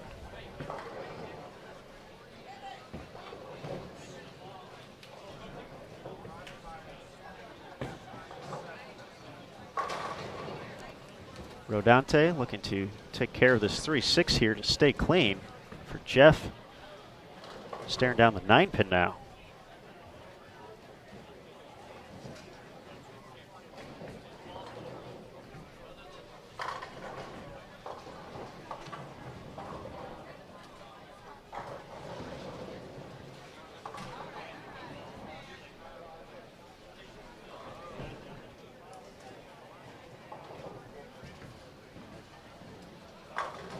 Oh, tough break there for Jared.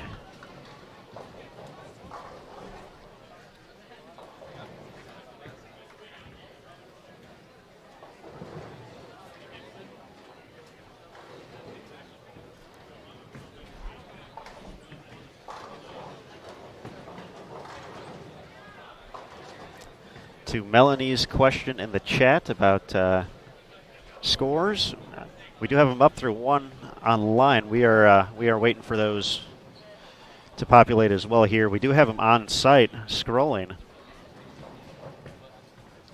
So the rundown for the top 10 after 2 here in Smyrna. Isaac Nelson of Martin Methodist leading the way with 481.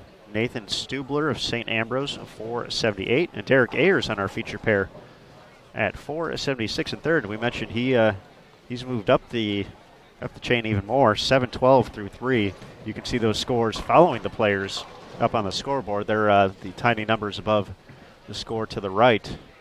It's highlighted in red. David Eggert from Wisconsin Whitewater, 464. Benjamin Martinez from SCAD, 461.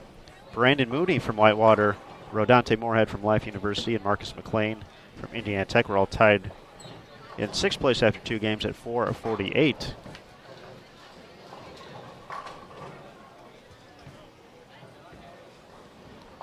Dawson Mayer from Indiana Tech was in 9th at 445, and Mason Evans from Mount Mercy rounds out the top 10 at 444.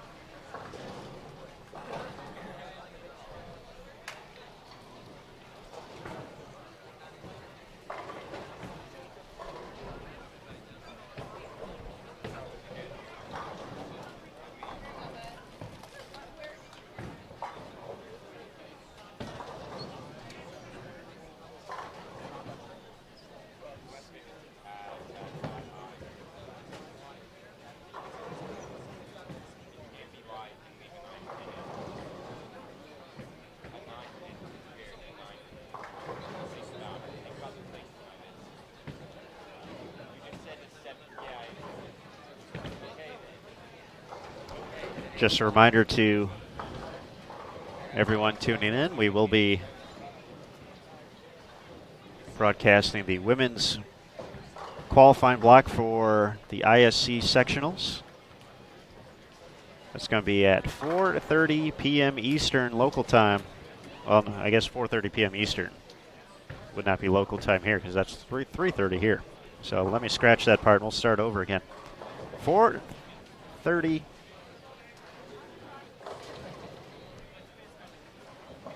Yeah, 4:30 p.m. Eastern across the board. So 3:30 here for the Smyrna, Dallas, and Addison sectionals.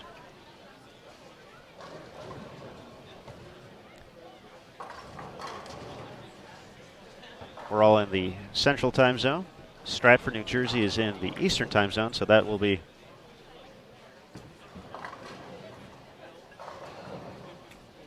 man, I'm all over the place with this. All right, Stratford, I'm going to get this. We can figure this out together. We'll talk our way through it. Stratford's an hour ahead of us, so they're going to start at 3:30 their time, which is 2:30 our time. There we go. Now it's coming together. And then the rest of them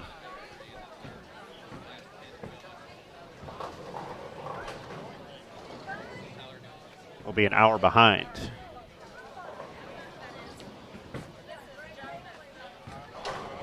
That was a real struggle bus situation right there. I hopped on for a second. Still potentially have not recovered from it. But yeah, Stratford will always be first throughout the course of this weekend as the only Eastern time zone sectional. The other three will all kick off an hour afterwards.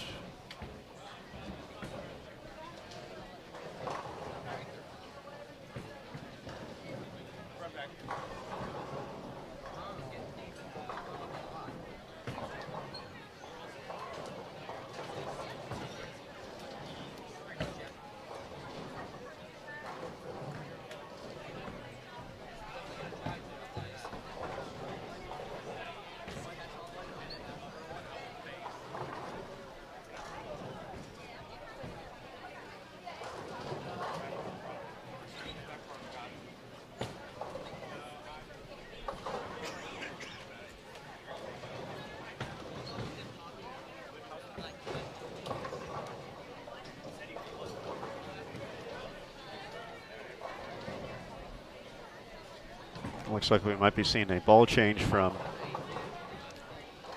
Derek Ayers here. He is messing around with this fit on another ball from his arsenal here.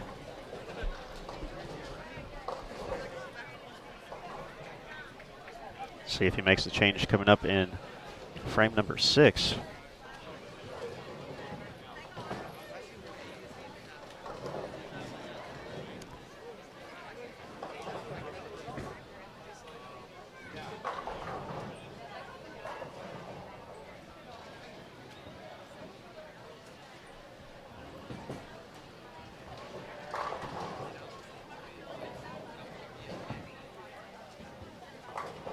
Nice cover there from Tyler, taking care of the washout.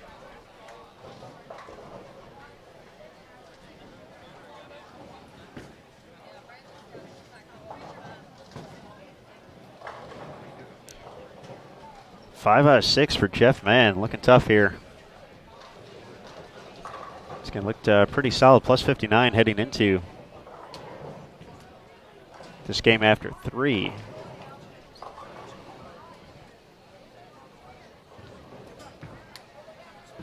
Two-time member of Junior Team USA, past junior gold champion as well. So it looks like Derek is going to make the change here. Looks like he's getting into reactive. Grabbed a Columbia Tyrant.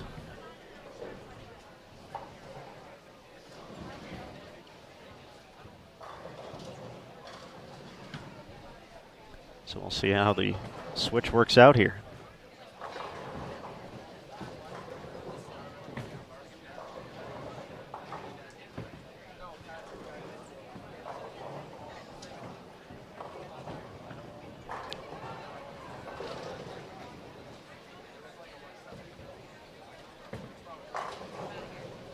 Great shot there from Jared. I think obviously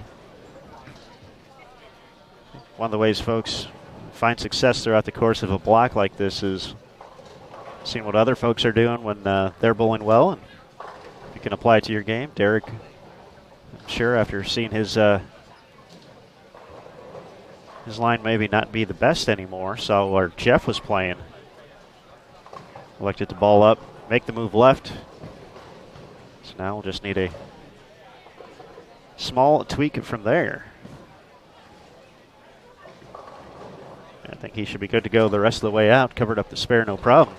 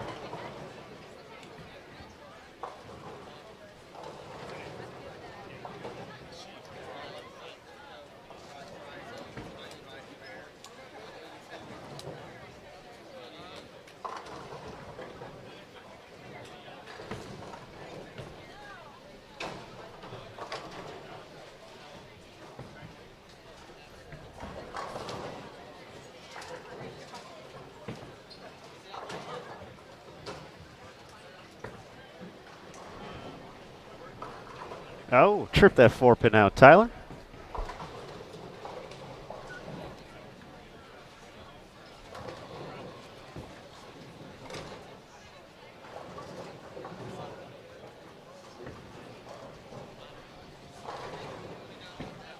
Tyler DeJong once again from Indiana Tech. Getting a hit on that 4-pin right there. Travis Kamenick from Toledo having himself a nice little game so far. There's Jeff Mann, 26. No doubter. Great shot there, Jeff. You can see him getting pretty far left already. Looked in between 4th and 5th arrow now. So but in the early going, we saw some folks find success playing out, some playing track, some playing a little bit in. Not too crazy. Kind of expected the parent to make its transition to at some point here. So Jeff might be ahead of the pace here. So got a lot of guys playing a little more direct. That's covering 4th arrow there for Derek. Comes in light again.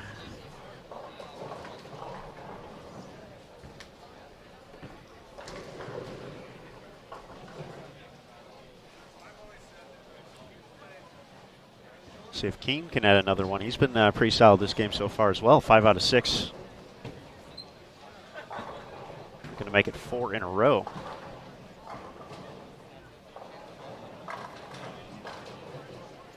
Take him when you can get him.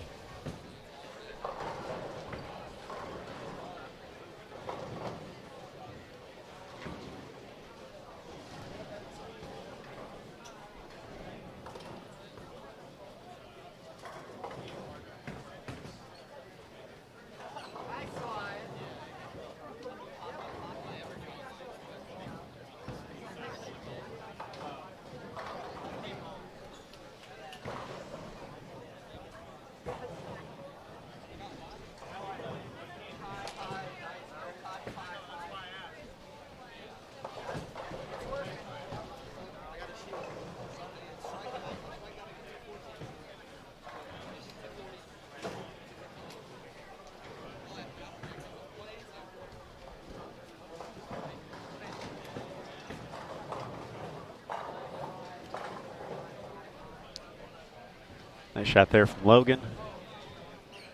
26. So Jeff can add one more here.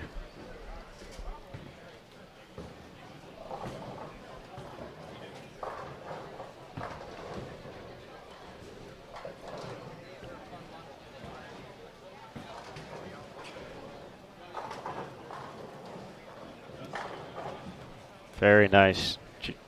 Just left of that 4th arrow.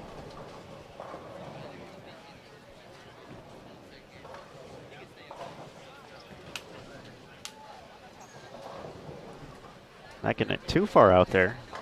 Keeping his angles pretty tight, but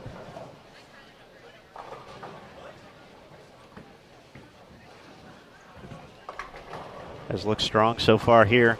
Game number 4 of 6 for our men's ISC sectional qualifier in Smyrna, Tennessee. We are at the Smyrna Bowling Center.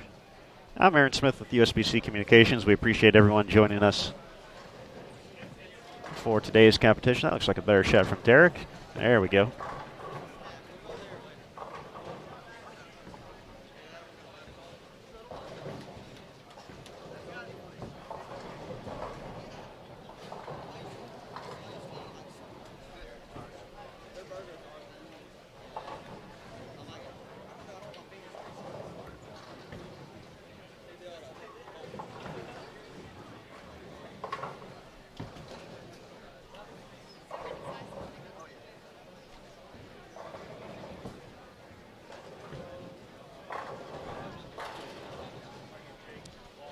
Great shot there from Nick to set up his 9th frame. Can still get to 231.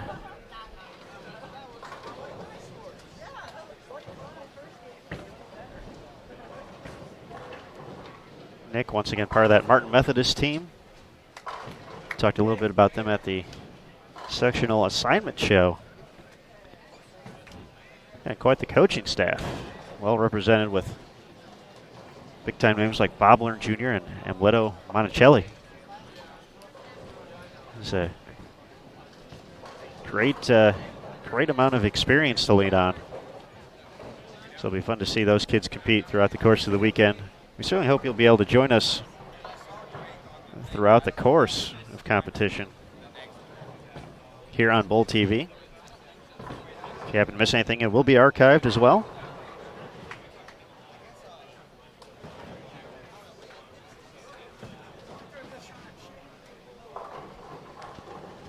So we do have scores rolling on site here, and on our featured pair, we have our tournament leader through 3, as we mentioned, Derek Ayers, South Florida, 712. Nate Stubler from St. Ambrose at 703. Has been in that second spot all day long. Dawson Meyer from Indiana Tech, 692. He's been pretty steady so far. Ryan Winters from Wisconsin Whitewater, 674. Marcus McLean from Indiana Tech, 669. Darren Bloomquist of Mount Mercy and Jeff Mann of Marion, also on our featured pair. Tied for 6th place with 659. Brandon Dodge of St. Ambrose, 658. Benjamin Martinez, 651. And David Eggert of Wisconsin Whitewater, 649. So once again, top 5 here in Smyrna on the men's side advance to the ISCs next month in Dayton, Ohio.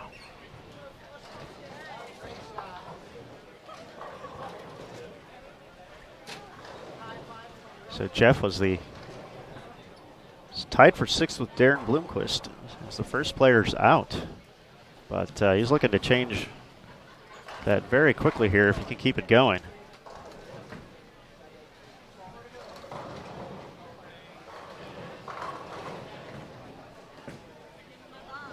Fantastic. No other words to really describe it. That's what Jeff Mann's doing right now. He's putting on an exhibition here on 25 and 26.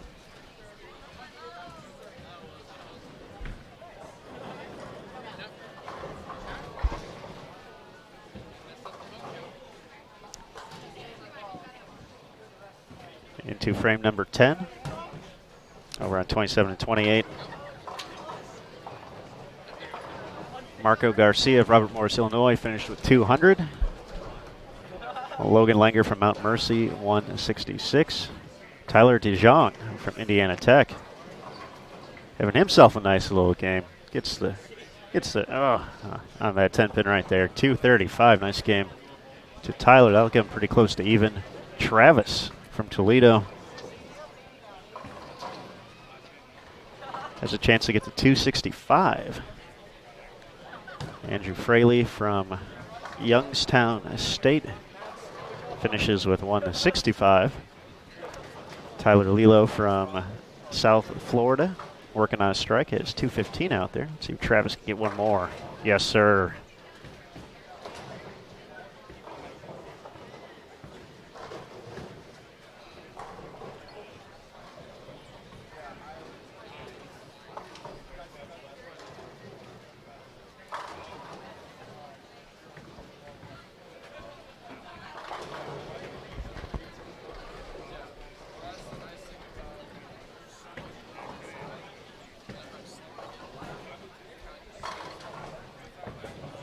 Keene continuing strong. He's going to have a chance to step on the 10th and get to 279 as well.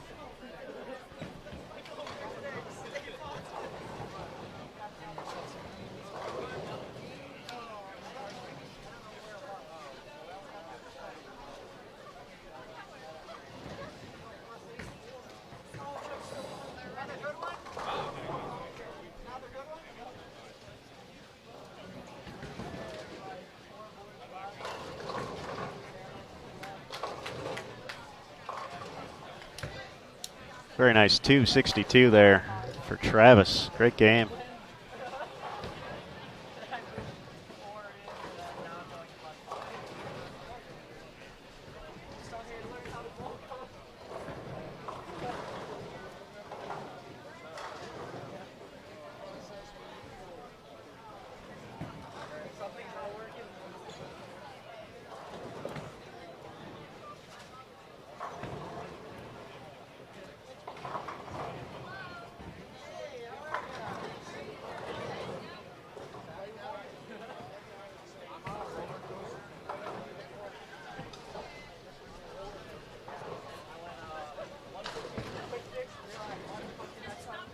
Tyler Lilo from South Florida finishes with 2:03.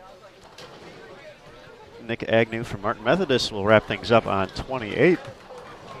Chance to get to 2:31 still out there for Mr. Agnew. Oh, come on, 9th in.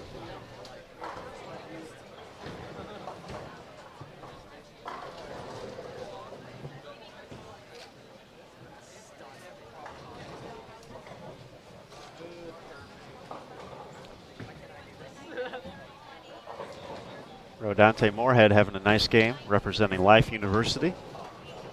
He can get to 257.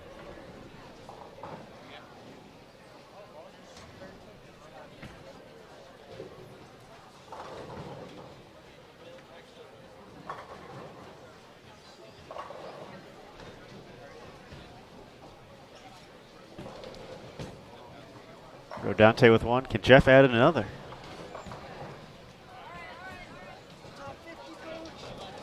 There's a touch high. Leaves the 7. Still has the 250s out there. 258 with the spare and a strike.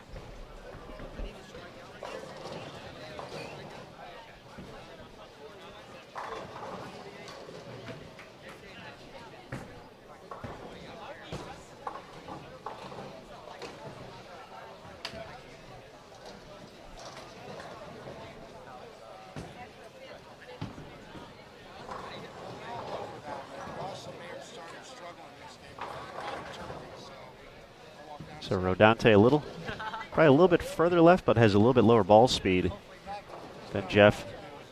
He adds another one. Nick Agnew finishes up with 210 for Martin Methodist.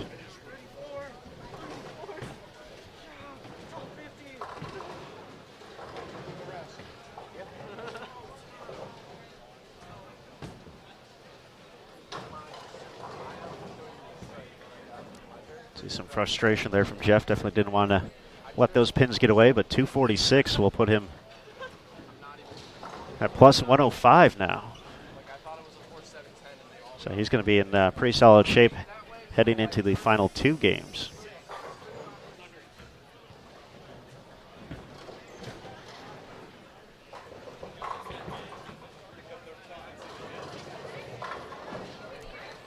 Nice, 257, Rodante Moorhead.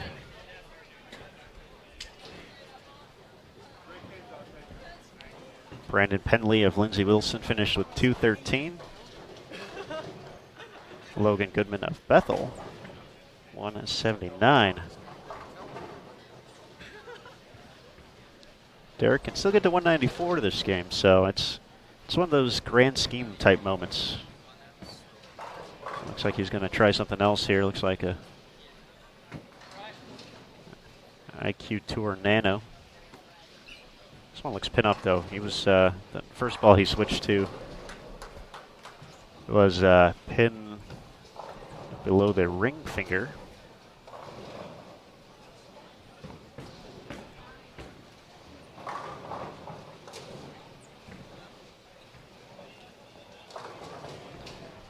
Gets that one to trip out, so still some adjusting to do here, but at least has a basis to go off now. Once again, he was our leader through 3. And just going to try one more. Might as well.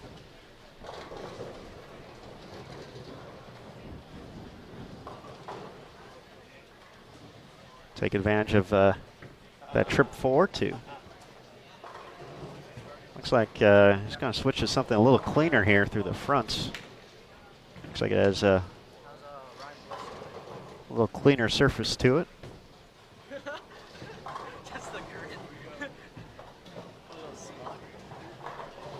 And that one definitely gave him a little bit something different, but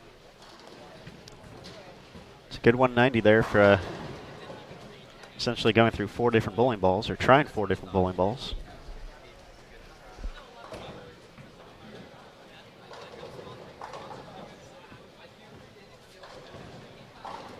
So Keen Ching was at 605 after 3 games for Indiana Tech now. Patiently waiting on the approach with a chance to get to 279.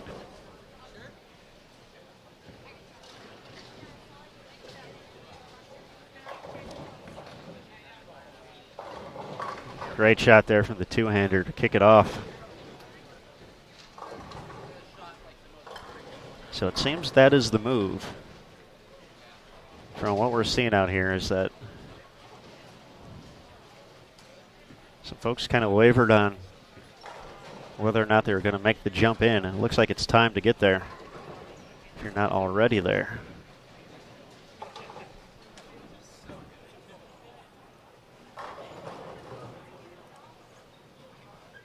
So once again, after a strong start where we saw multiple angles being played, it's appears to be time to jump in here in Smyrna. Oh, touch high, leaves the 4. Chance to get to 268 though.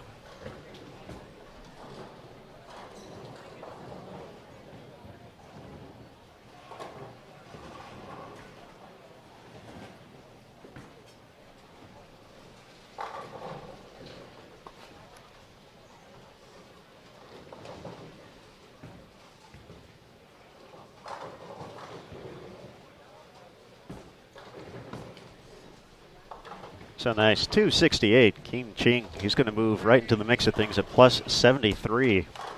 Heading into the final 2 games. We are all done through 4 now on our featured pairs.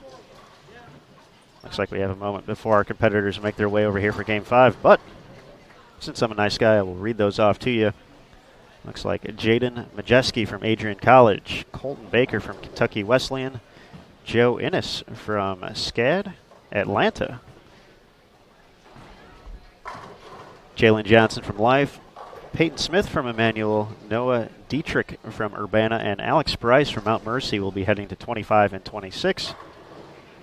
Over on 27 and 28, we have Jake Haffermals from Life, Brandon Maginas from Martin Methodist. Brandon qualified for ISC's last year.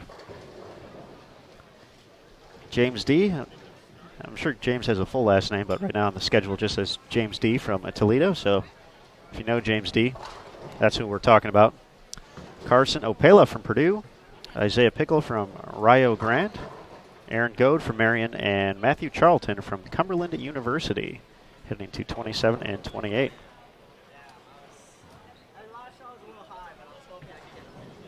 So with that, we're going to wait for our competitors to make our way. We're going to take a quick break here on Bowl TV, but since nothing's happening here, you can always visit my friends Brandon Houghton in Dallas, Jason Thomas in Stratford, or Emil Williams Jr. in Addison for continued sectional coverage. Or if you want to see some of the top members of Team USA, go to the live events channel for the Pan Am qualifier. There we go.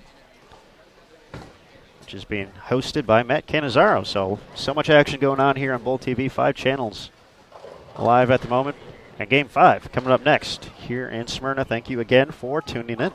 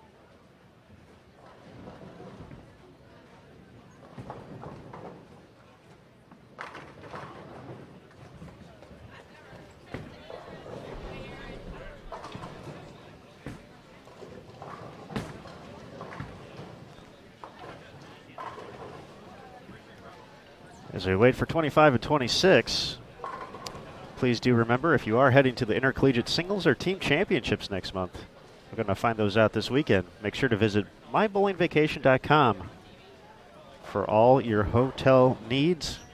What is easier than picking up a 5-pin? Booking a hotel room with mybowlingvacation.com. Still waiting for our competitors on 25 and 26. We got a few folks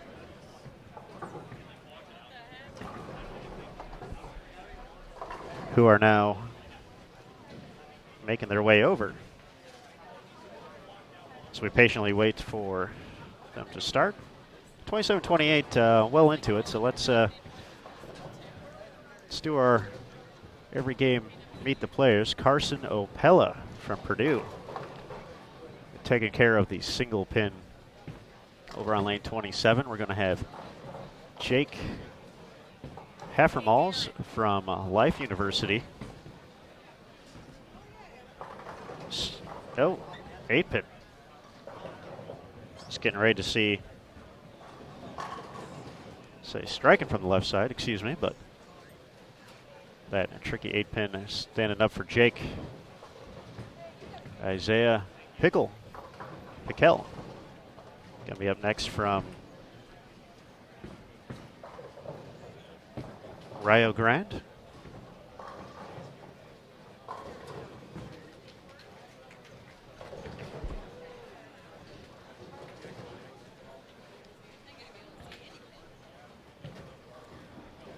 Isaiah digging in right now.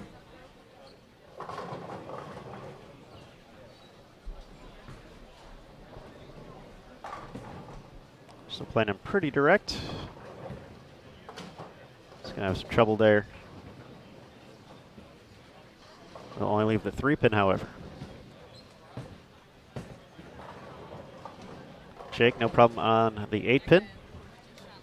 Again, we got to see that Life University crew at the Glenn Carlson Las Vegas Invitational make a nice run in the bracket.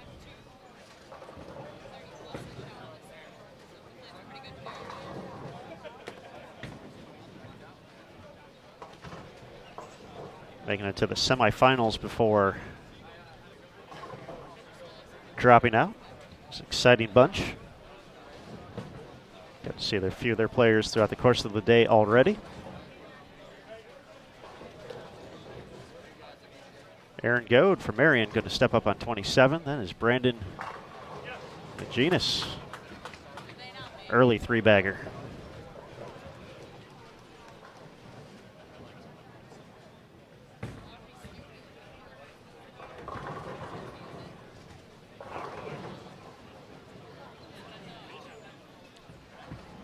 It says James D on the scoreboard, but on the back of the shirt, James Smith. So potentially James D. Smith, if we put it all together.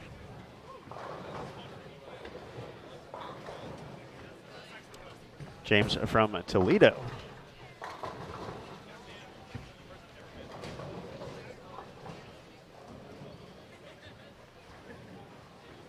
Matthew Charlton from Cumberland University.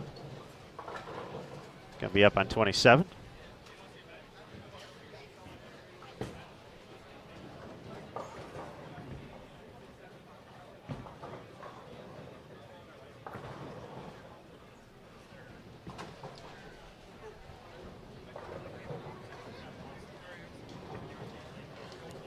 We're now underway on 25 and 26. We'll meet those players momentarily.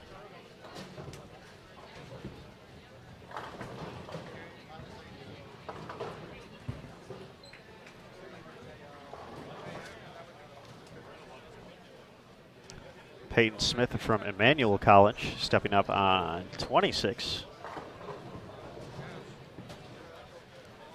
Kentucky Wesleyan's Colton Baker be up on 25. Nice shot there from Peyton to kick things off.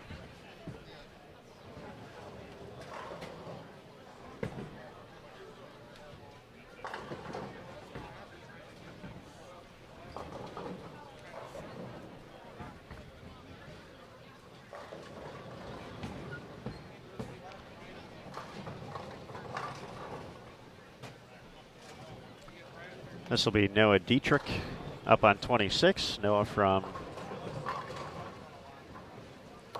Urbana. So he's actually bowling on the pair with the team banner. Once again, we talked about that a little bit. Pretty cool feature here at Smyrna. Some of the local youth bowlers and kids come out and make banners for each school that qualifies. So that's pretty nifty. That's a nice touch. They're in the school colors, hanging from the there's essentially 2 tiers of masking units here, so they're hanging from the top tier. So you can kind of see them poking through a little bit from the screen, but look pretty cool here on site. It's an awesome touch. It's been a thing they've been doing here for a couple years now. So shout out to the Smyrna Bowling Center staff for making it happen. Brandon, another one, 4 in a row. This will be Joe Innes from SCAD Atlanta. Stepping up on 25. As well as Alex Bryce from Mount Mercy on 26 coming up next.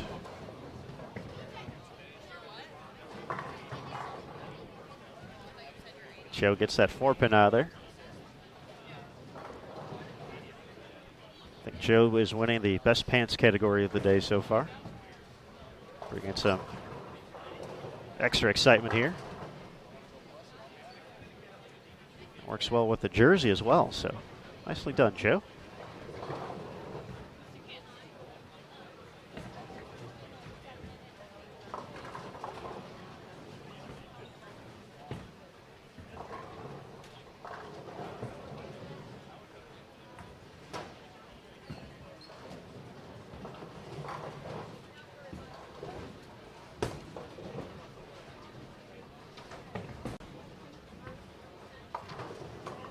It looks like scores online are now available through 3, and as soon as we see them through 4 here on site, which actually might be happening, hopefully the next run will be coming through sooner rather than later. We're still after 3 here on site. So now we had this group on 25 and 26 make it a little bit later after everyone else had started. So that's Jalen Johnson up on 25. I believe Jalen's also from Life University. Let me confirm that. Jalen is Life U.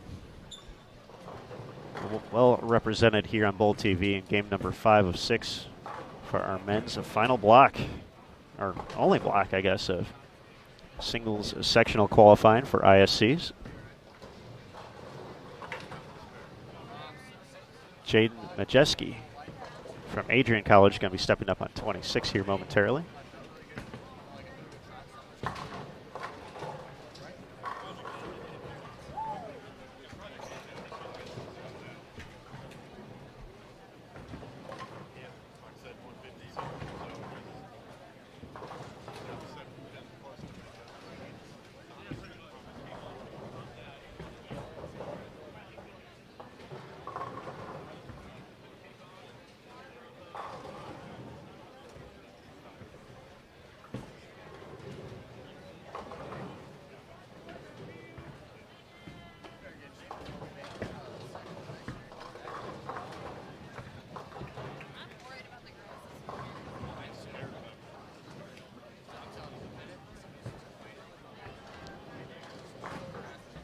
So unfortunately, I don't have the pizzazz and the excitement as my good friend Brant Houghton, who's broadcasting the Dallas sectional right now. But one of the things Brant is really, really fond of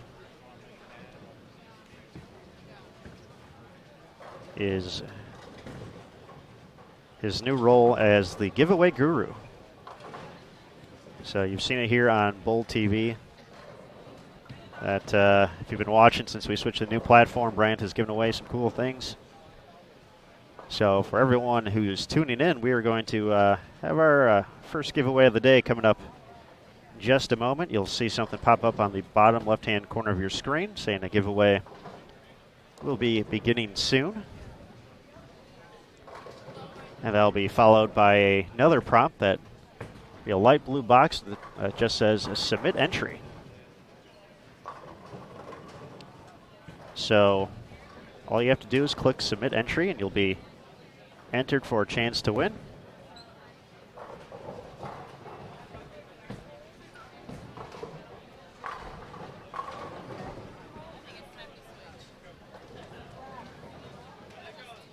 So we do wish you luck. Once again, very simple.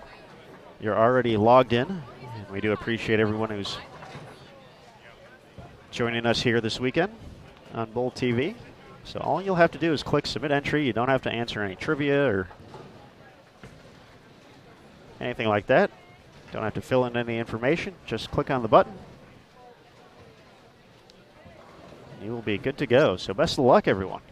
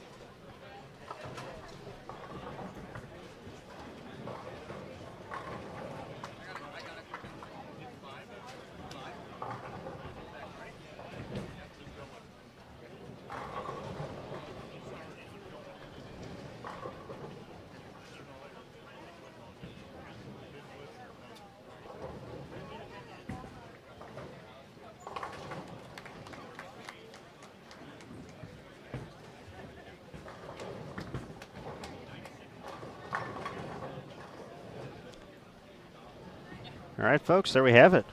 Paul Warner winning the giveaway this round. Congratulations, Paul.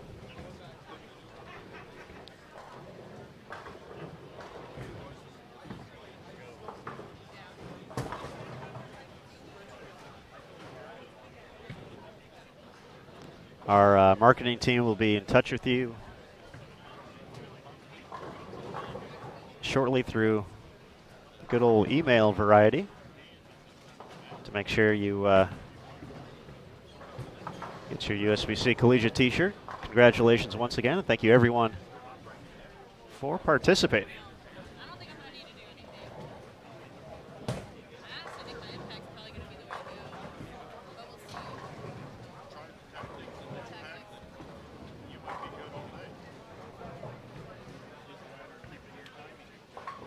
Because I was going to say, like, maybe my HX16 would work, but I think that one goes longer in snaps, and my impact doesn't go as long as my HX.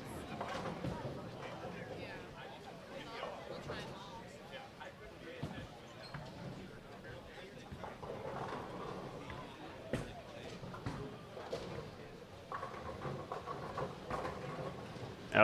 Oh, come on. Someone help Jalen out there and kick that thing down. My goodness.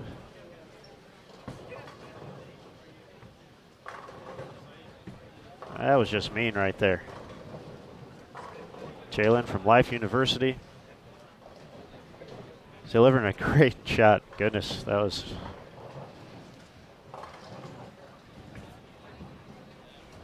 So his teammates getting in on the raised hand here. There are rules to 5-pin conversions. Even though it shouldn't be standing. Cruel 5-pin for Jalen, but no problem on the spare. So.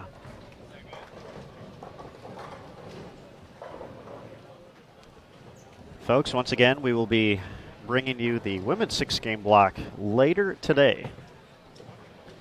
So that's going to begin at 3:30 p.m.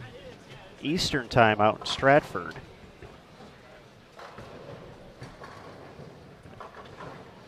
And that will be followed an hour later. So 4:30 p.m. Eastern, 3:30 local time here at Smyrna, Addison, and Dallas, all in the Central Time Zone. So we'll see that coming up later here on Bowl TV across all 4 channels. So be sure to check that out as well. here from Smyrna. A total of 6 women will advance to the ISCs, excuse me, next month in Dayton, Ohio. Only the top 5 on the men's side will make it out. We're still waiting for an update on site here. As soon as we have it, we will let you know.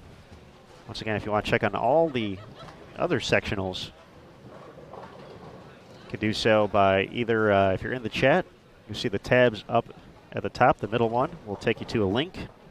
Just click on tournament information. It'll take you right there. Or you can also just type in bowl.com/sectionals. The information also available from the ISC as well as the ITC pages on bowl.com.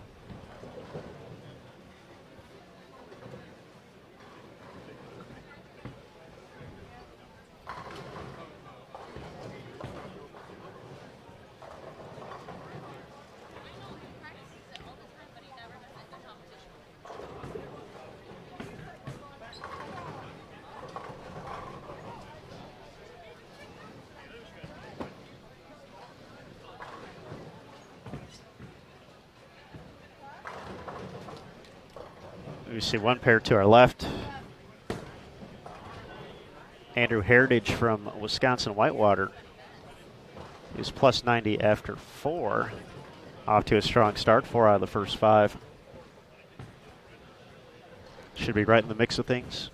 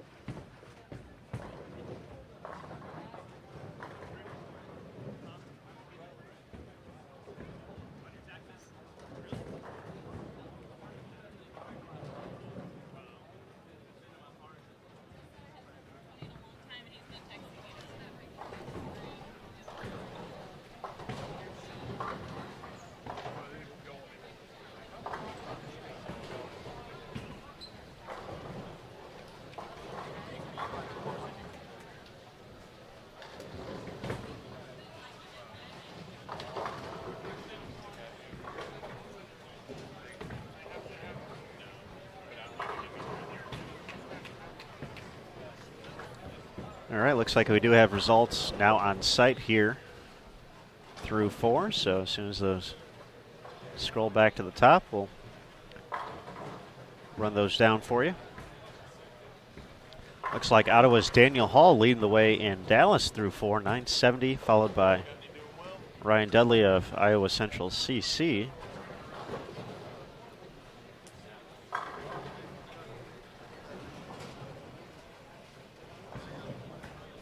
We have a new leader here in Smyrna. Marcus McLean of Indiana Tech moving into the top spot. 928 is his 4-game total. So that's better than a 230 clip to get to 128 over through 4. You saw Marcus in game number 1, so he has continued to bowl strong since then. Nate Stubler has had a stranglehold on that second spot all day from St. Ambrose, 916. Continuing to bowl well. Nate attacking it from the left side. Ryan Winters of Wisconsin Whitewater, 911 in 3rd place. We just saw Jeffrey Mann put together a big game here on Bowl TV in game number 4. He moves into the top 4 at 905, 3 pins ahead of Derek Ayers, who led after 3 games from South Florida at 902. So those are our top 5 at the moment with 2 to go. First player out, we just mentioned him, Andrew Heritage from Wisconsin Whitewater at 890, 12 pins back of the cut. Benjamin Martinez from SCAD Savannah at 889, 13 pins out. Dawson Meyer from Indiana Tech, 882 and minus 20 pins behind. And Keen Ching from Indiana Tech, we saw him roll 268 last game here on Bowl TV. jumps up into 9th place overall at 873. He's 29 pins back of the number with 2 to go. Brandon Dodge of St. Ambrose rounds out the top 10, 871. He is 31 pins back of the top spot. So as you can see with a big score, if you've kind of found a way to stay around even, haven't hurt yourself too much, giving away too many bad games, it's out there with a big game or two.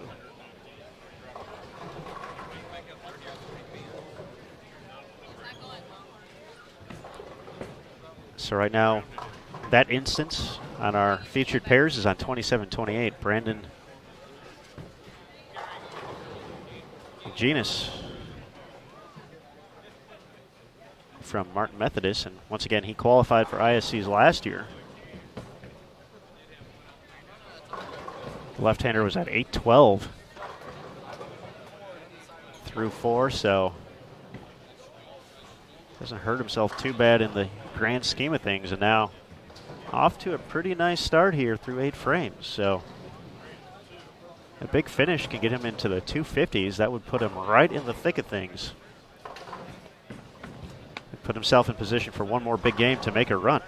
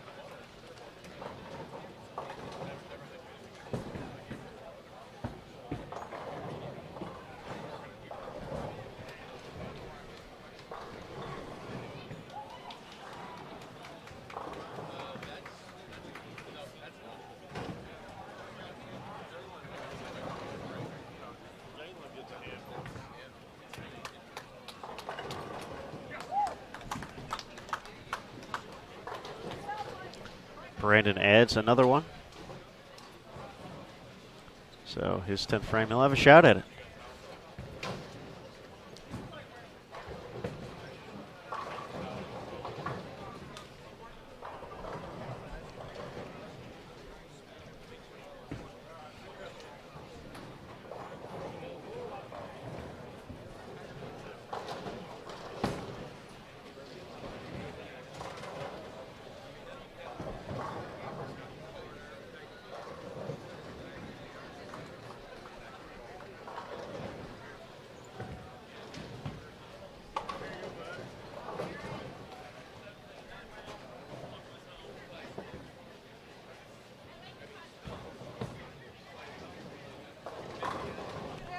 Great shot there from Peyton. Bouncing back with the double after a few open frames.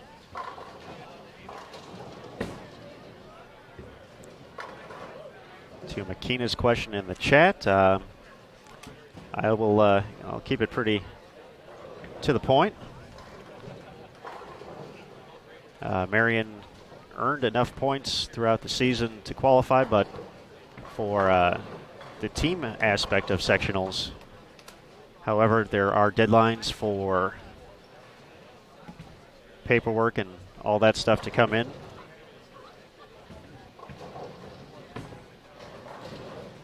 And unfortunately, the paperwork came in a little bit late.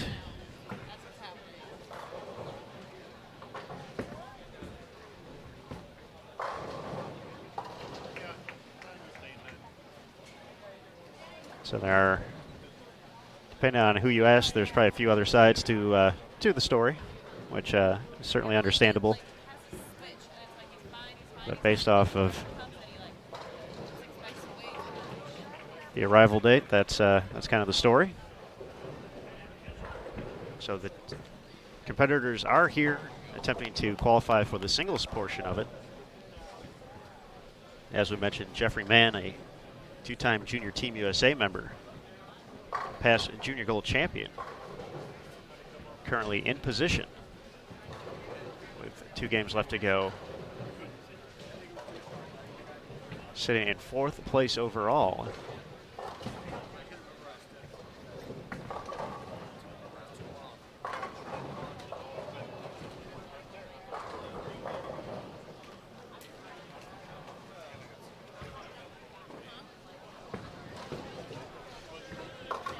Looks like Jeff's having another nice game. He's over on 33 and 34 right now. And it looks like he's going to be, I think with a spare conversion in the 10th, can get to 225. My glasses are strong enough to see that far. So that would essentially keep him in the mix heading into the final game.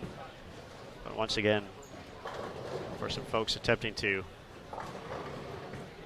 run down his score, a player like Andrew Heritage or Brandon Maginas on our featured pair. Now in the 240s. One more gets him into the 250s. For Heritage, he's only in frame number 7. He's actually going to be up on lane 24, so you'll see him at the very far left of your screen. Wheeling and dealing, that's 6 out of 7 now for him. Once again, he was the first player out of the top 5. Only 12 pins back, so chance to get to 279 still would be a huge jump for the talented competitor from Wisconsin Whitewater.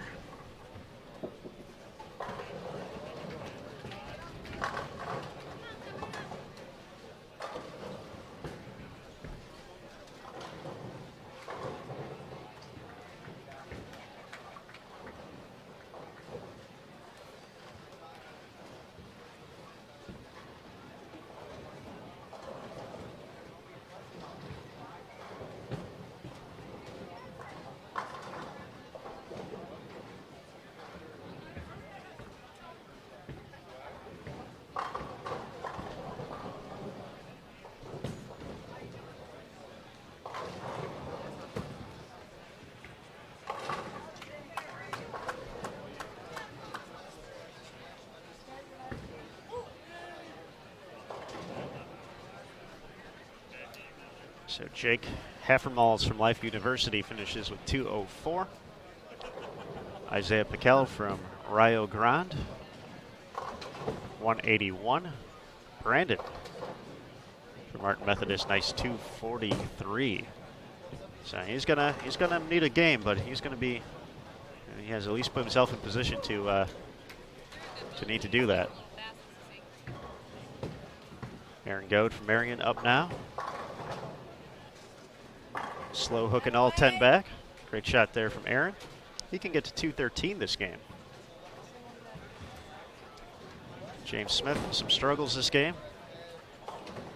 He's going to finish at 122.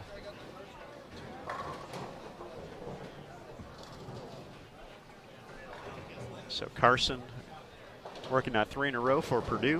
Going to be stepping up next on 28. He can get to 211. All 3 in the 10th.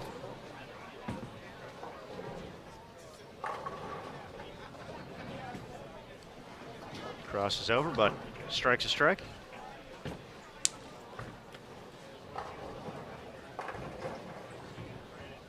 Pick it up.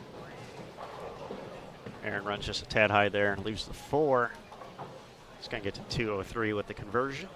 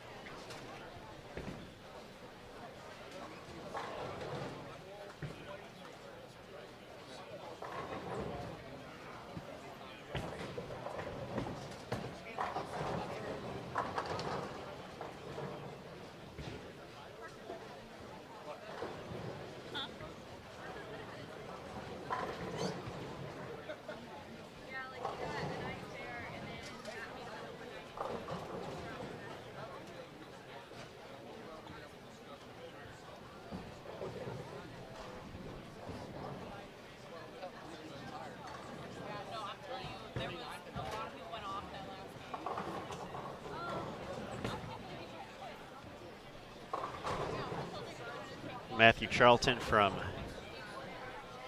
Cumberland. Or Cumberland, excuse me. There's a Cumberland and there's a University of the Cumberlands. Matthew from the singular Cumberlands. And able to run down the washout there. He's going to finish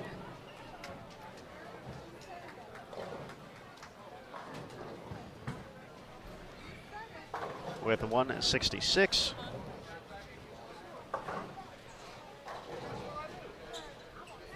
That's going to conclude competition on 27 and 28.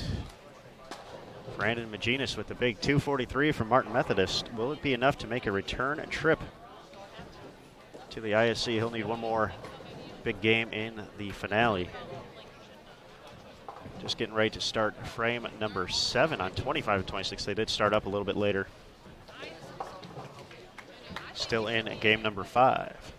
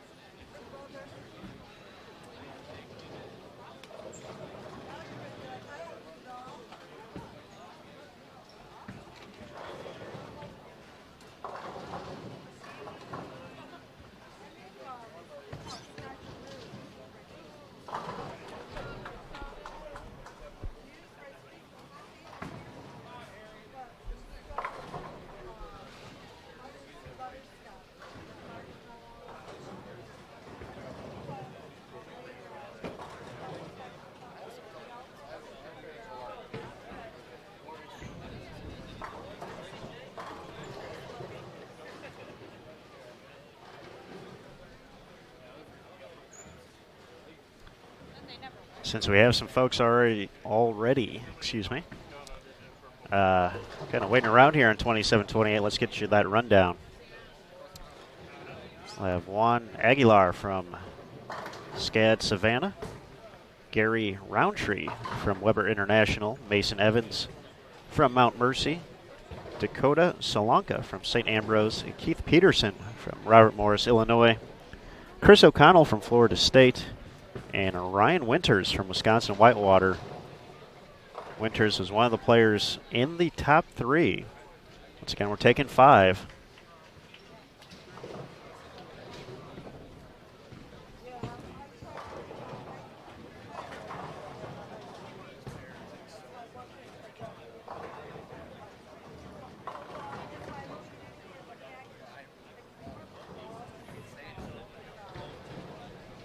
So we'll see them kick off Game 6.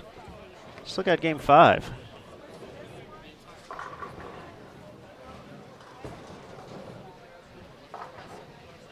Left to complete on 25 and 26.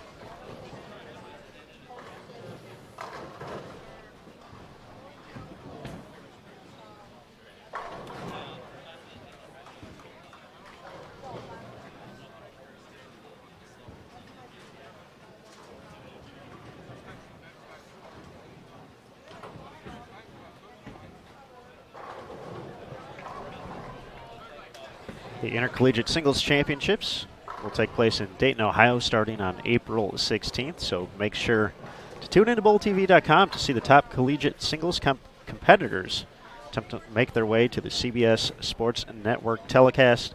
This is the first step of that by visiting one of 4 sectional locations across the country. As you can see, Stratford is now complete with their 6 games. They did start an hour ahead of us, though, so that does explain it. But Bowl TV will have all coverage leading up to the televised finals, both the ISC and the ITC, next month in Dayton.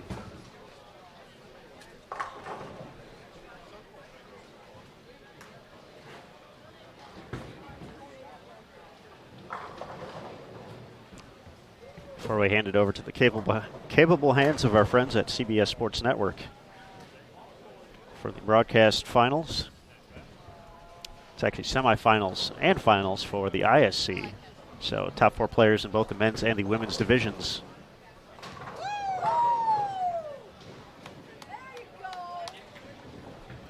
Will advance. Nice shot there from Dakota to kick things off. He's at plus 46. Here's our first look at Ryan Winters. Looks like he's at 167 over. So he made a big jump as well in game number 5. Also, former member of Junior Team USA. He's got those long limbs, big wingspan, and a big strike to kick things off. Looking to earn his way to Dayton.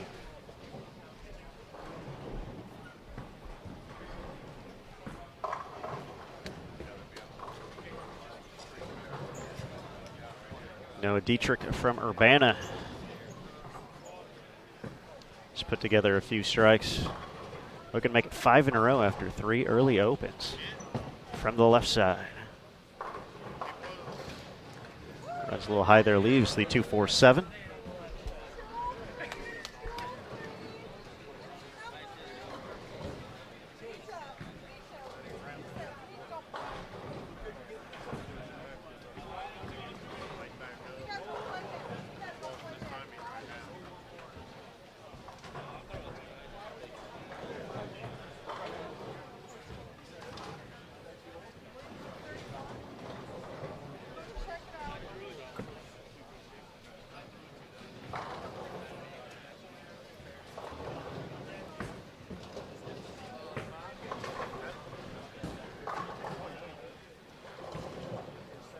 Coming up next on 25 and 26 for our 6th and final game,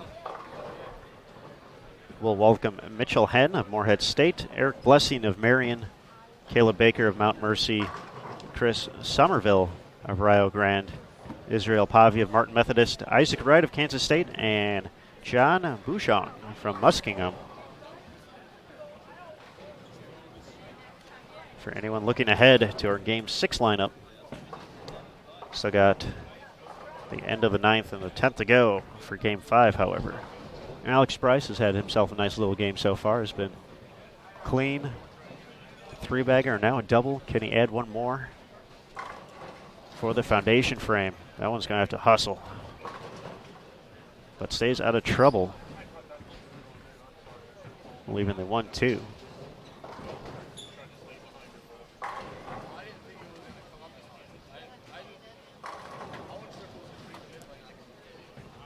Let's take another look at Ryan Winters here, up on 27 now. Once again, looks in great position so far to advance as one of our top 5. I was going to say that shot looked a little left off his hand, really didn't give it much room to come off the end of the pattern there. So he will have the 3-10 baby split. Left to attack.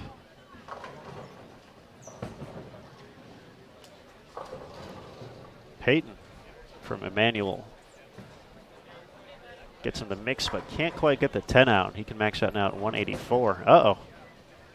Something came out of that ball for Alex. I don't know if that was a finger grip or slug. Something was sticking out of that one, so he's going to have to adjust that. Let's see if we can. Everything kept. I think it might have been the. Yeah, appears to be the thumb. As you can see, Jaden also taking a look, saying, "What happened here?" But hopefully everything's all right now. Looks like maybe the interchangeable just wasn't completely locked in, but. He's put the ball back, so apparently things are okay.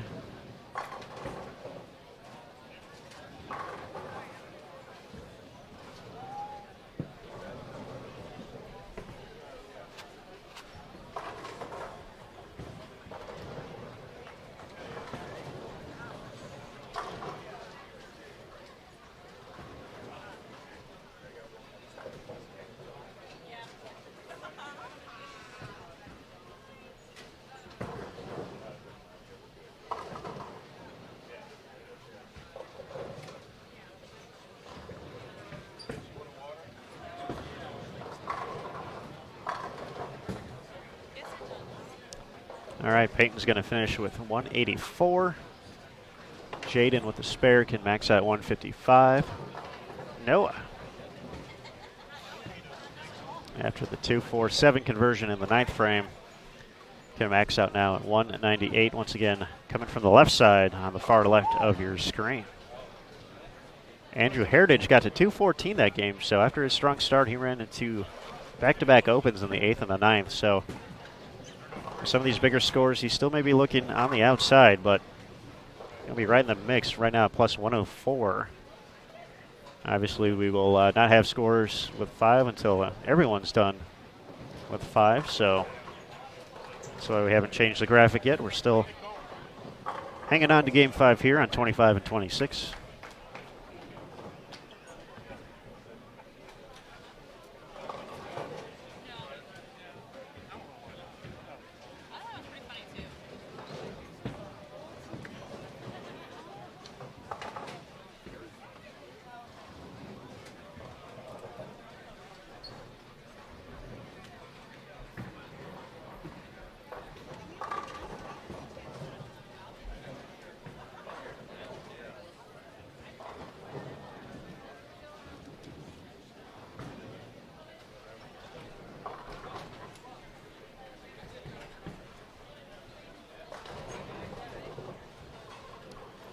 Colton Baker from Kentucky Wesleyan, working on a spare, looking to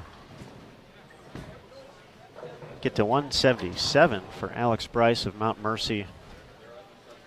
So it's 236 out there. Better timing, ball went right.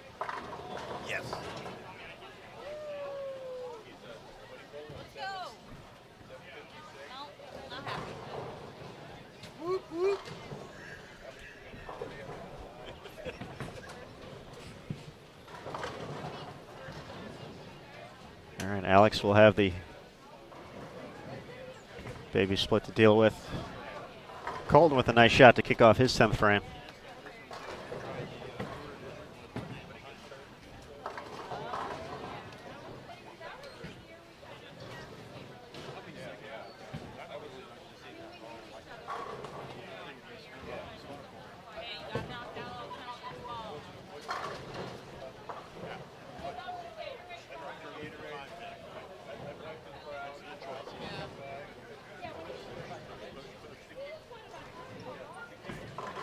Ball went right. Ball went through.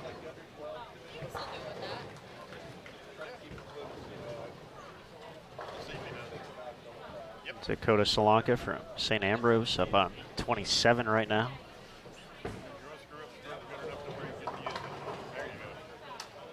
Just looking for a quick three-bagger to start, but 6-pin here. It's again one of those players who's probably going to need a big game to get into the mix right now.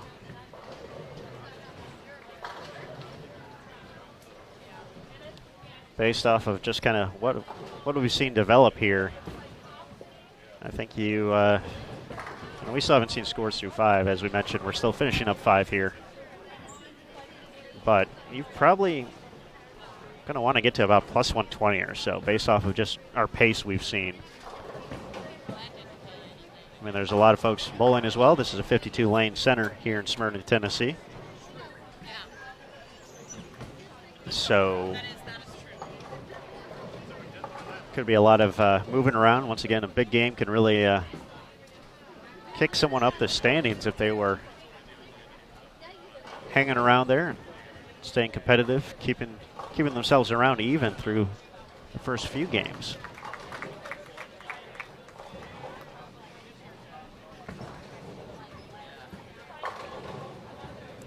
Joe delivers a double, kick off his 10th frame.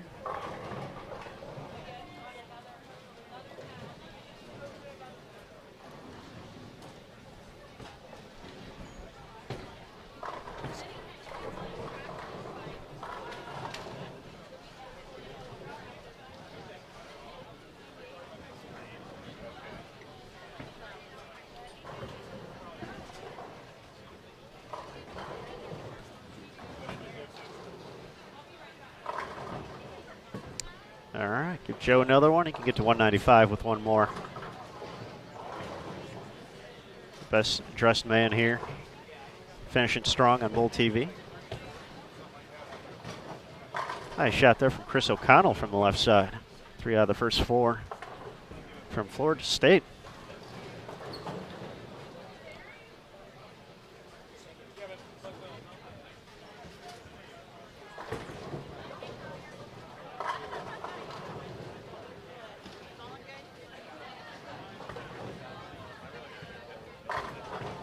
All 3 for Joe, 195. Jalen Johnson from Life University will have the opportunity to wrap up game 5 here on 25 and 26.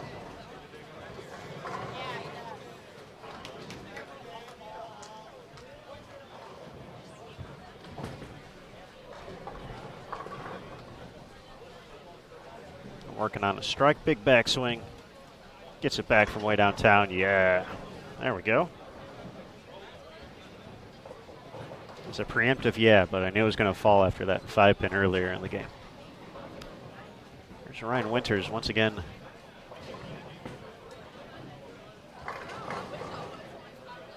Great shape, plus 167. Definitely projected that one out. Got that one a little bit further away from the 1-3, and big difference in reaction compared to his shot in the second frame. His first on 27 kept his angles a little too tight. Left at 310, but he converted it. He is on cruise control right now.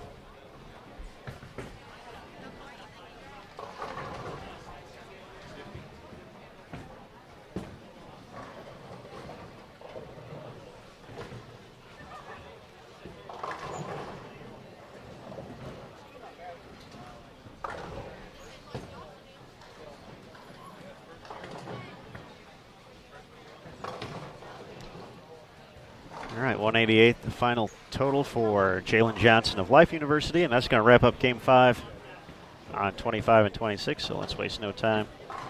Get Game 6 going as well. I think we have most of our competitors here, so it should be a pretty quick transition. This is Juan Aguilar from SCAD. He's staying clean right now. As we mentioned, Dakota Solanka from St. Ambrose. Going to be up on 28. Going to take a look at Gary Roundtree on 27 coming up next.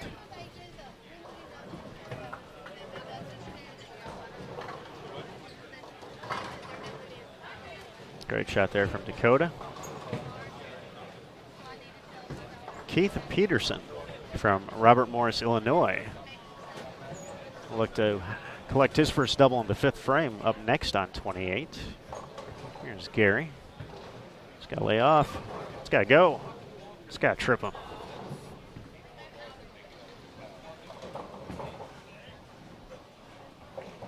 So our competitors wasting no time. Getting going on 25 and 26. We'll meet them shortly. Mason Evans from Mount Mercy. Another player right in the mix who could potentially sneak in with a big game here at plus 58. Has liked lane 27 so far. He's up on 27.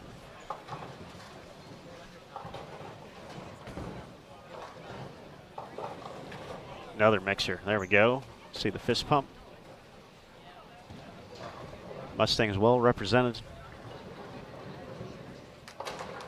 in our immediate area.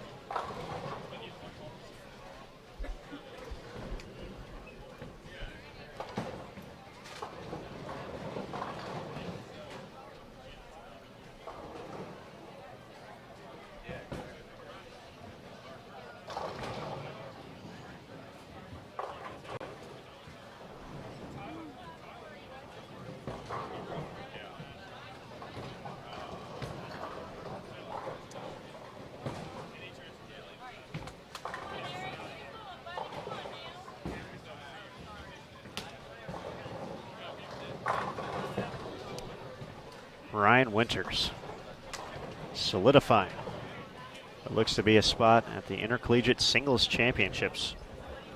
Has it on cruise control here halfway through the 6th and final game of our qualifying block here in Smyrna, Tennessee.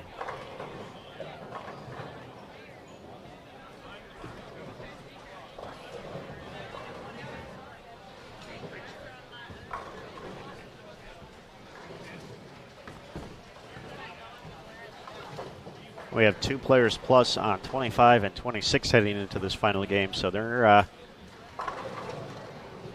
probably going to need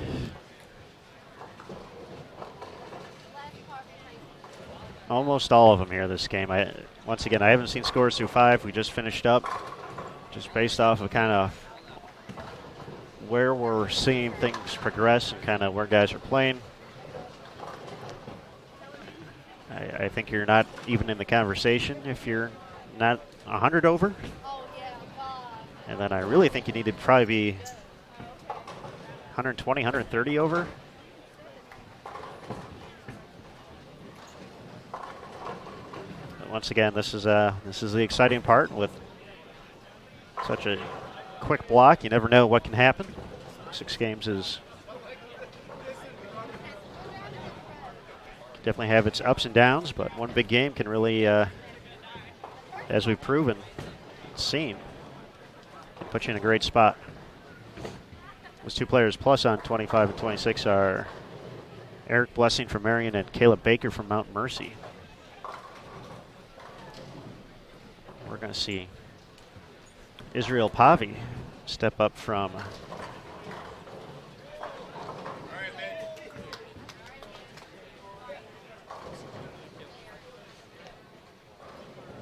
Martin Methodist step up far left on 25.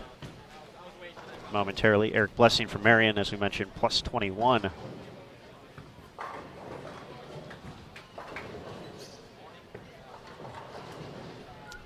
Be up on 26, looking to bounce back after an open in the first.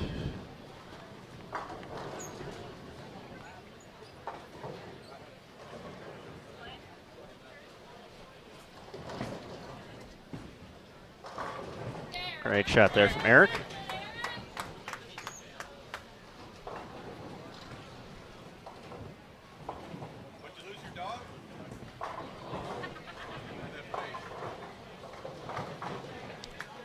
Caleb Baker from Mount Mercy at plus 15 will be stepping up next on 26.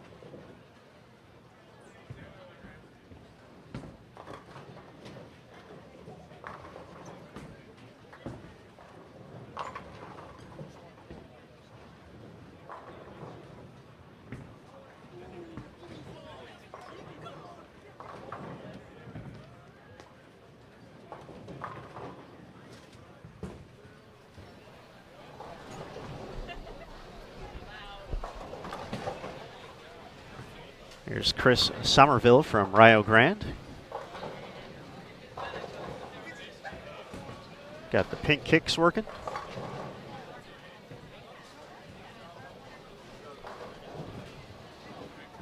Josh Bushong from Muskingum.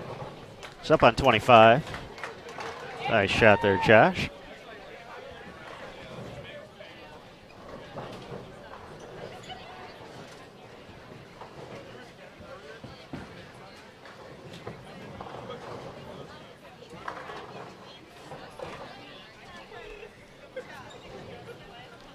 Going to see Mitchell Henn up on 25 next from Moorhead State.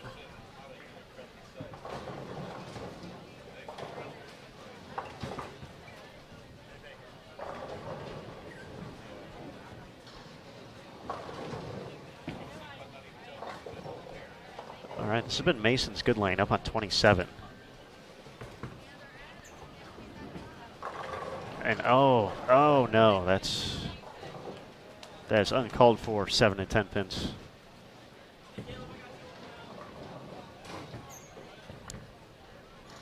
Mason plus 58 heading into this game. Kind of needed to put up a number, and that's going to unfortunately quickly derail that.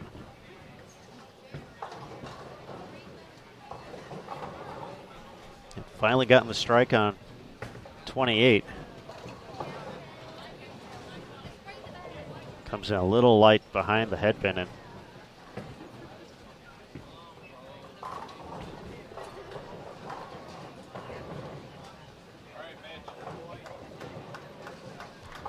Looking at the open frame, drops his max to 226 now.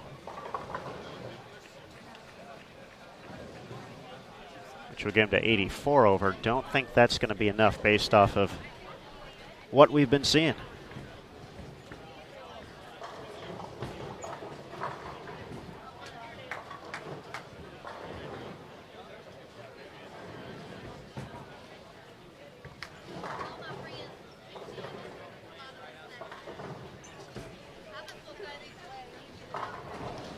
Dakota, keeping it going, keeping it going. Put yourself in a position, young man. Keeping 279 alive, that would be plus 125, that'd be right there. We still got 5 shots to go before we get there, but once again, all you want to do is give yourself a chance, and from there, the numbers may fall as they may. Speaking of numbers, I just saw 5 pop up here on our scroller, so next time around we will get you the full recap. Once again, these are coming from on site. It does look like Ryan Winters has moved into the overall top spot. So we have our leader on our featured pair.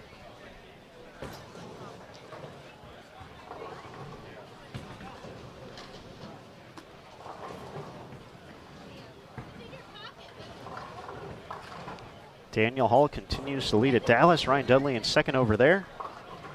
Andrew Orff and Kyle Duster. Top 4 in Dallas. They take 5 over there.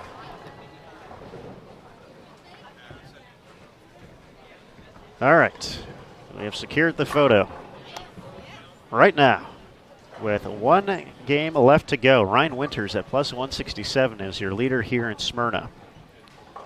Marcus McLean from Indiana Tech drops to second, but he's also in great shape right now. 11:58. Derek Ayers jumped back. Nice game in Game 5 from South Florida. 11:36 now in third. Jeffrey Mann of Marion and Keen Ching of Indiana Tech, both at 11:30. Tied for 4th and therefore the 5th spot. The first player out who's been so consistent all day has been Nate Stubler, who's basically had a lock on that 2nd spot. Drops all the way to 6th at 11:12, so he's 18 pins back. Benjamin Martinez of SCAD Savannah is at 11:05, 25 pins back. Andrew Heritage of Wisconsin Whitewater, 11:04, 26 pins back. Nash Medico of Weber, 10:86, 44 back. Brandon Dodge of St. Ambrose, 10:72, 58 back. So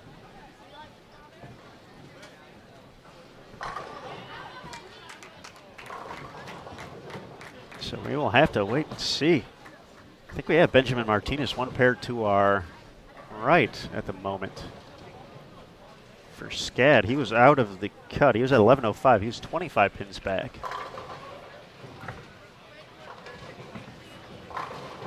He could shoot 243 still this game with the 9th and 10th to go. So that might be enough to make some noise, make some people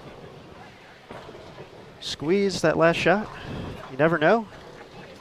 Just got to keep yourself in contention, put yourself in a position to throw a few strikes at the end. One guy who has already put himself in that position is stepping up on lane 27 right now, Ryan Winters.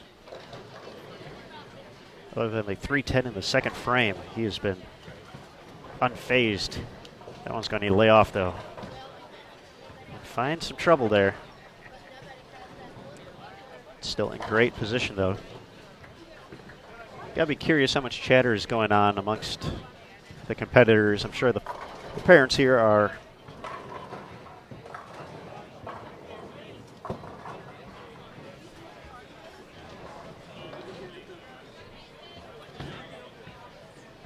are taking a look, we got the scroller right next to us. I'm sure there's one or two others throughout the center here. But got to wonder how much the players are kind of looking at those numbers and thinking, am I around it? What do I need to do? Speaking of near us, Andrew Heritage, we mentioned he was at 104 over. He has started with 4 out of the first 5. That is Ryan Winter's teammate at Wisconsin Whitewater. And that might be the end of Dakota's run right there. Good shot, leaves the 4.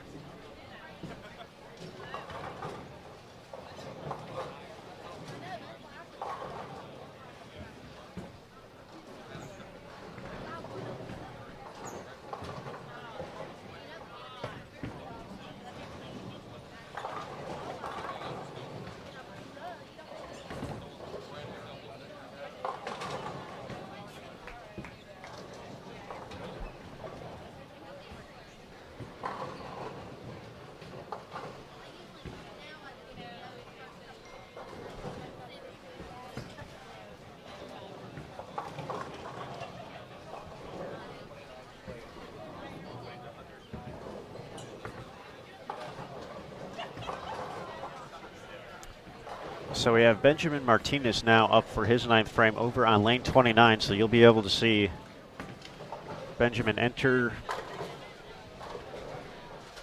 your shot in a moment here. It doesn't look like he's quite ready to go as Keith delivers a nice shot for the double.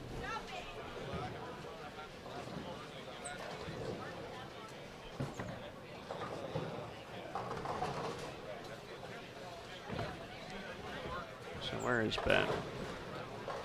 There's so many people here who are taller than I am. But now I see him. He's still waiting. Looks like he's going to let Chris step up here. So, all right, Ben is on the approach now. Once again at plus 105. Can still shoot 243 this game. This is his 9th frame. I think this is a must-strike situation to stay in contention. Gets it. The bees are buzzing. And they're rooting on Benjamin Martinez right now.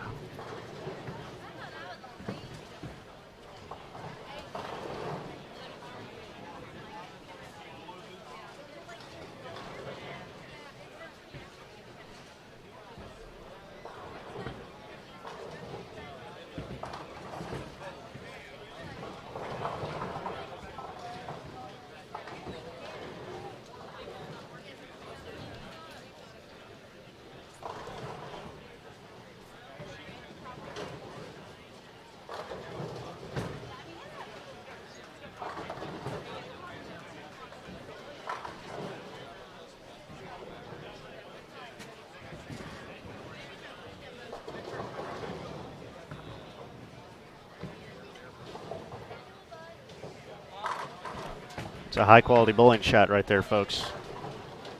Ryan Winters is all but locked up a spot in Dayton, Ohio next month. Great shot there from Mason. What could have been without that 7-10 last time up on 27, but still up there making good shots.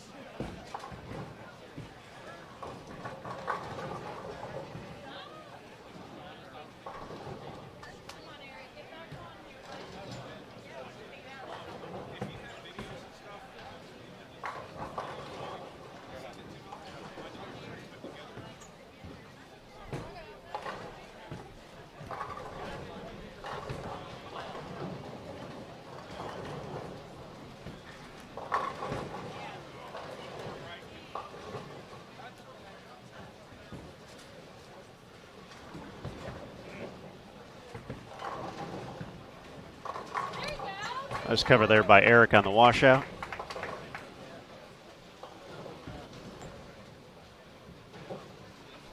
Andrew Heritage can max out at 258. He was at plus 104. He can still get to 162. For Ryan Winters, though, he's going to be adding on to that plus. He was already at plus 167. So once again, I am confident in saying the former Junior Team USA member is going to have one of those 5 spots here in Smyrna. After we finish up here, we're going to turn off the cameras a little bit as we prepare for our women's block a little bit later in the day. It's going to be a 4:30 p.m. Eastern start time for us, 3:30 local time for the women's 6-game block. Nice shot there from Mitch.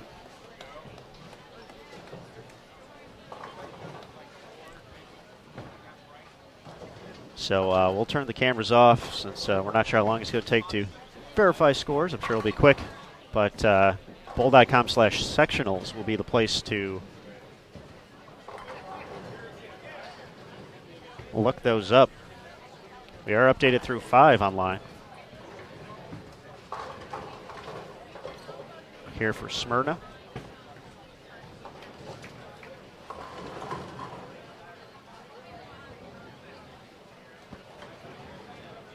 Addison also is updated through 5.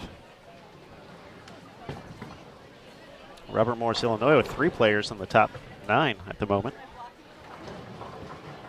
Alex Olette from Concordia leading the way, though. Matt Hibbert of Wisconsin-Milwaukee, only 5 pins behind him. Ben Martinez got that first one in the 10th. He's a contender. That's all you want to be. Be in the mix.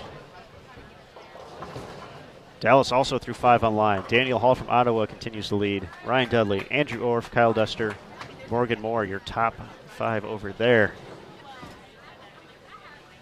So Ben is now in the basically 230s with decent count. Feel you want them all here, though. If someone else is going to drop out, you want to be the one to drop in. Ben is up now. You can see the ball track on lane 30. You won't see Ben in the shot. Up on the approach. That shot looked left, held line, and it's going to get 9 out of it. That's going to drop him down to 232 for a max. So that'll be plus 137. Which technically puts him ahead of the number he had before. Plus 130 was the number, but being across 52 lanes, we are not sure where some of these other guys are sitting at. So for Ben, he will have to play the waiting game, including right next to him, Andrew Heritage. If he spares in the 8th frame, he can get to plus 142 still. Go 238 this game. He converted the spare in his 8th frame. So he is at 104 over. He can get to plus 142. Will it be enough? Got to get there first, though.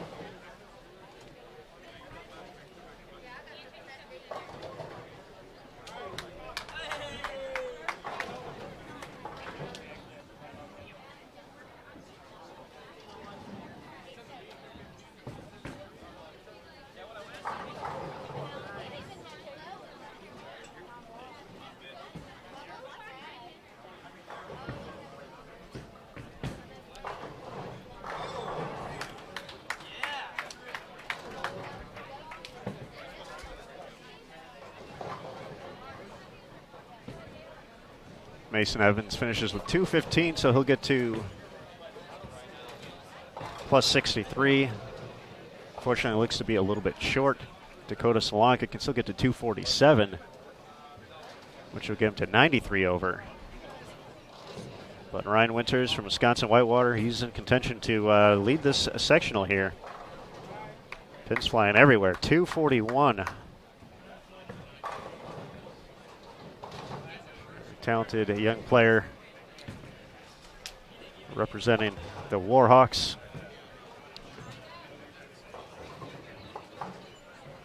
Put it at 208 over for 6.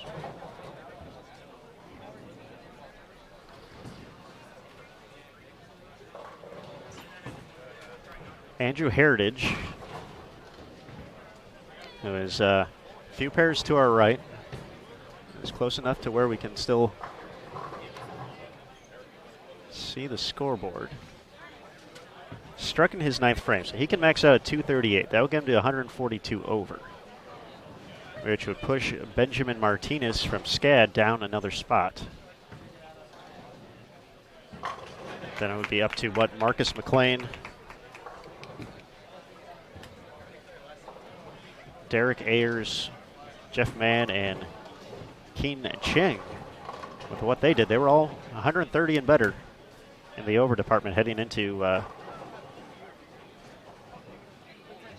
this final game.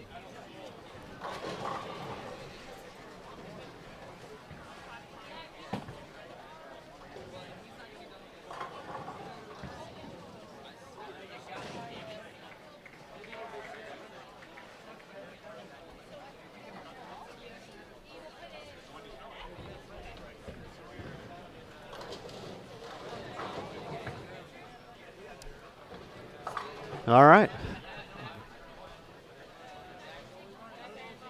So we'll have to see. It's 14:08, enough to lead. Fairly confident it's enough to advance for Ryan Winters. Looks like he's set to pull a little extra. Obviously, for Wisconsin Whitewater, turned into a perennial powerhouse on the men's side.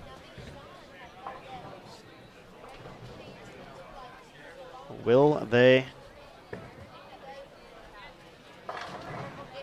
make it in the team portion as well? I'm sure in many folks' top 4 he would, or that team would be in there. But we'll have to wait and see starting tomorrow. But we still have our women's singles coming up later today. Once again, that's going to be 4:30 p.m. Eastern, 3:30 local time. So it's going to be about 2 hours from when we finish up. We'll have a slight break.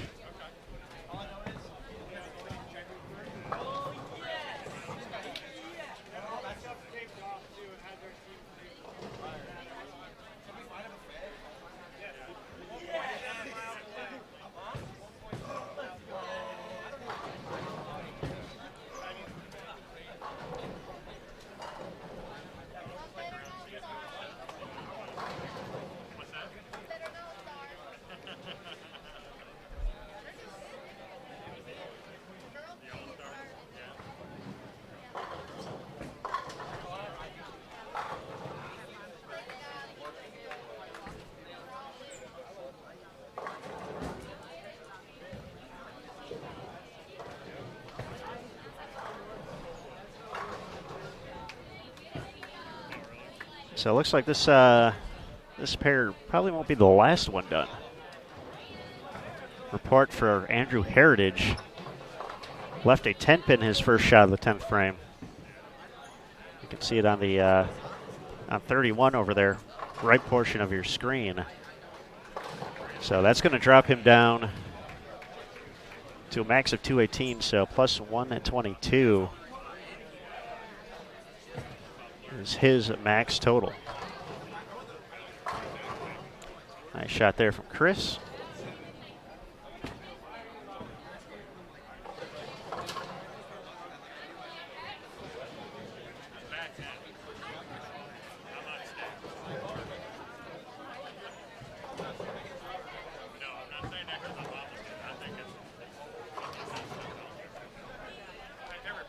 For our competitors now on 25 and 26 as they finish up.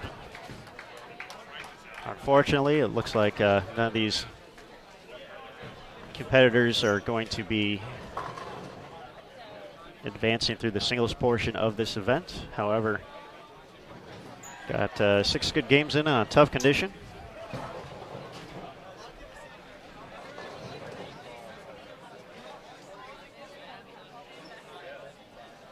And hopefully quite a bit of preparation.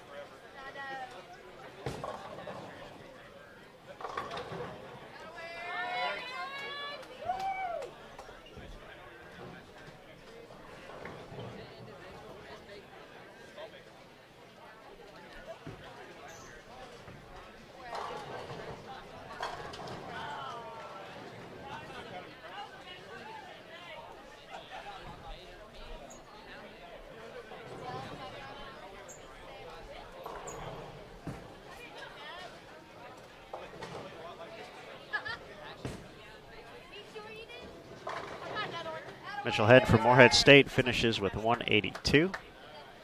Eric Blessing with the double can get to 192 still. Israel Pavi from Martin Methodist. He's going to finish at 144.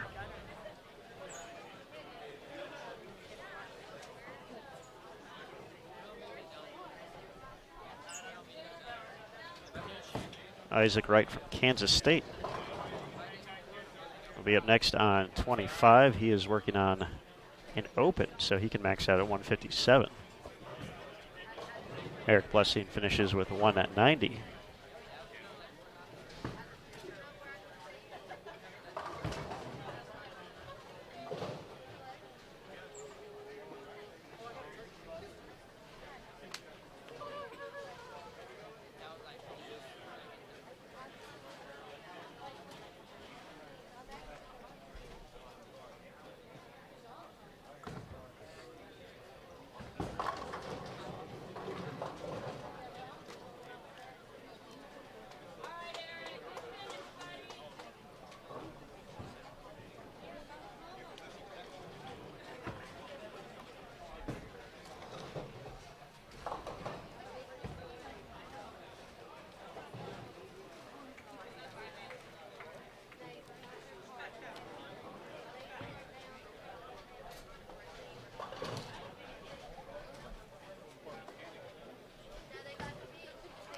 Caleb Baker looking for one more, but that one gets right. Can max out at 176 now.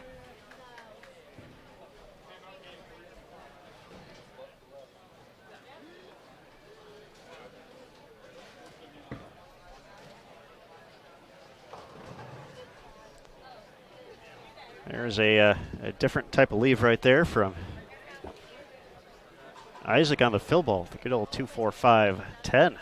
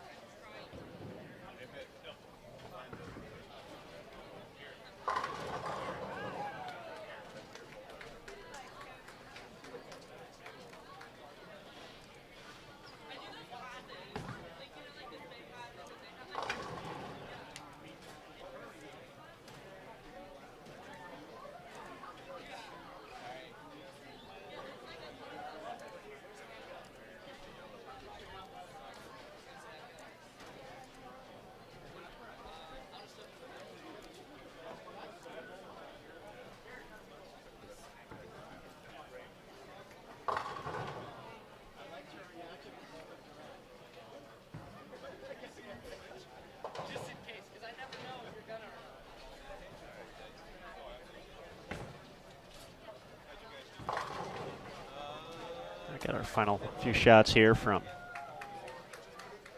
Chris Somerville from Rio Grande and John Bouchon from Muskingum. John covers up the spare. He can get to 2-0, or excuse me, already in the books, 212. Chris also above 200 here. And it takes care of business to get to 211. All right, folks, that's going to do it from our broadcast here in Smyrna, Tennessee for our 6 games of men's ISC sectional competition. Remember to visit bowl.com/sectionals to find out who the top 5 are going to be here. Once again, we're pretty confident about Ryan Winters potentially leading the way at +208. Did Benjamin Martinez do enough to get up there? We'll have to wait and see, so be sure to check out in a little bit. But for now, we're going to sign off of Bowl TV. It looks like Matt Cannizzaro is still going live at the ITRC in Arlington, Texas for the Pan Am Games qualifying. So go ahead, visit Matt for a little bit. But for now, we'll be back 4:30 p.m. Eastern, 3:30 local time here in Smyrna for our women's ISC sectional qualifier. Big thanks again to the staff here at Smyrna Bowling Center, all of our volunteers, Brian English and Gary Brown, part of IBC Youth Development. I'm Aaron Smith. Thank you again for joining us here on Bull TV. We'll be back once again, 4:30 p.m. Eastern, about 2 hours from now, here for our women's block from Smyrna. Stratford will be up first in about an hour from now. Be sure to join Jason Thomas for that. But that's going to do it for today. Thank you again for joining us here. And we'll see you soon, right back here on Bull TV. Thank you again.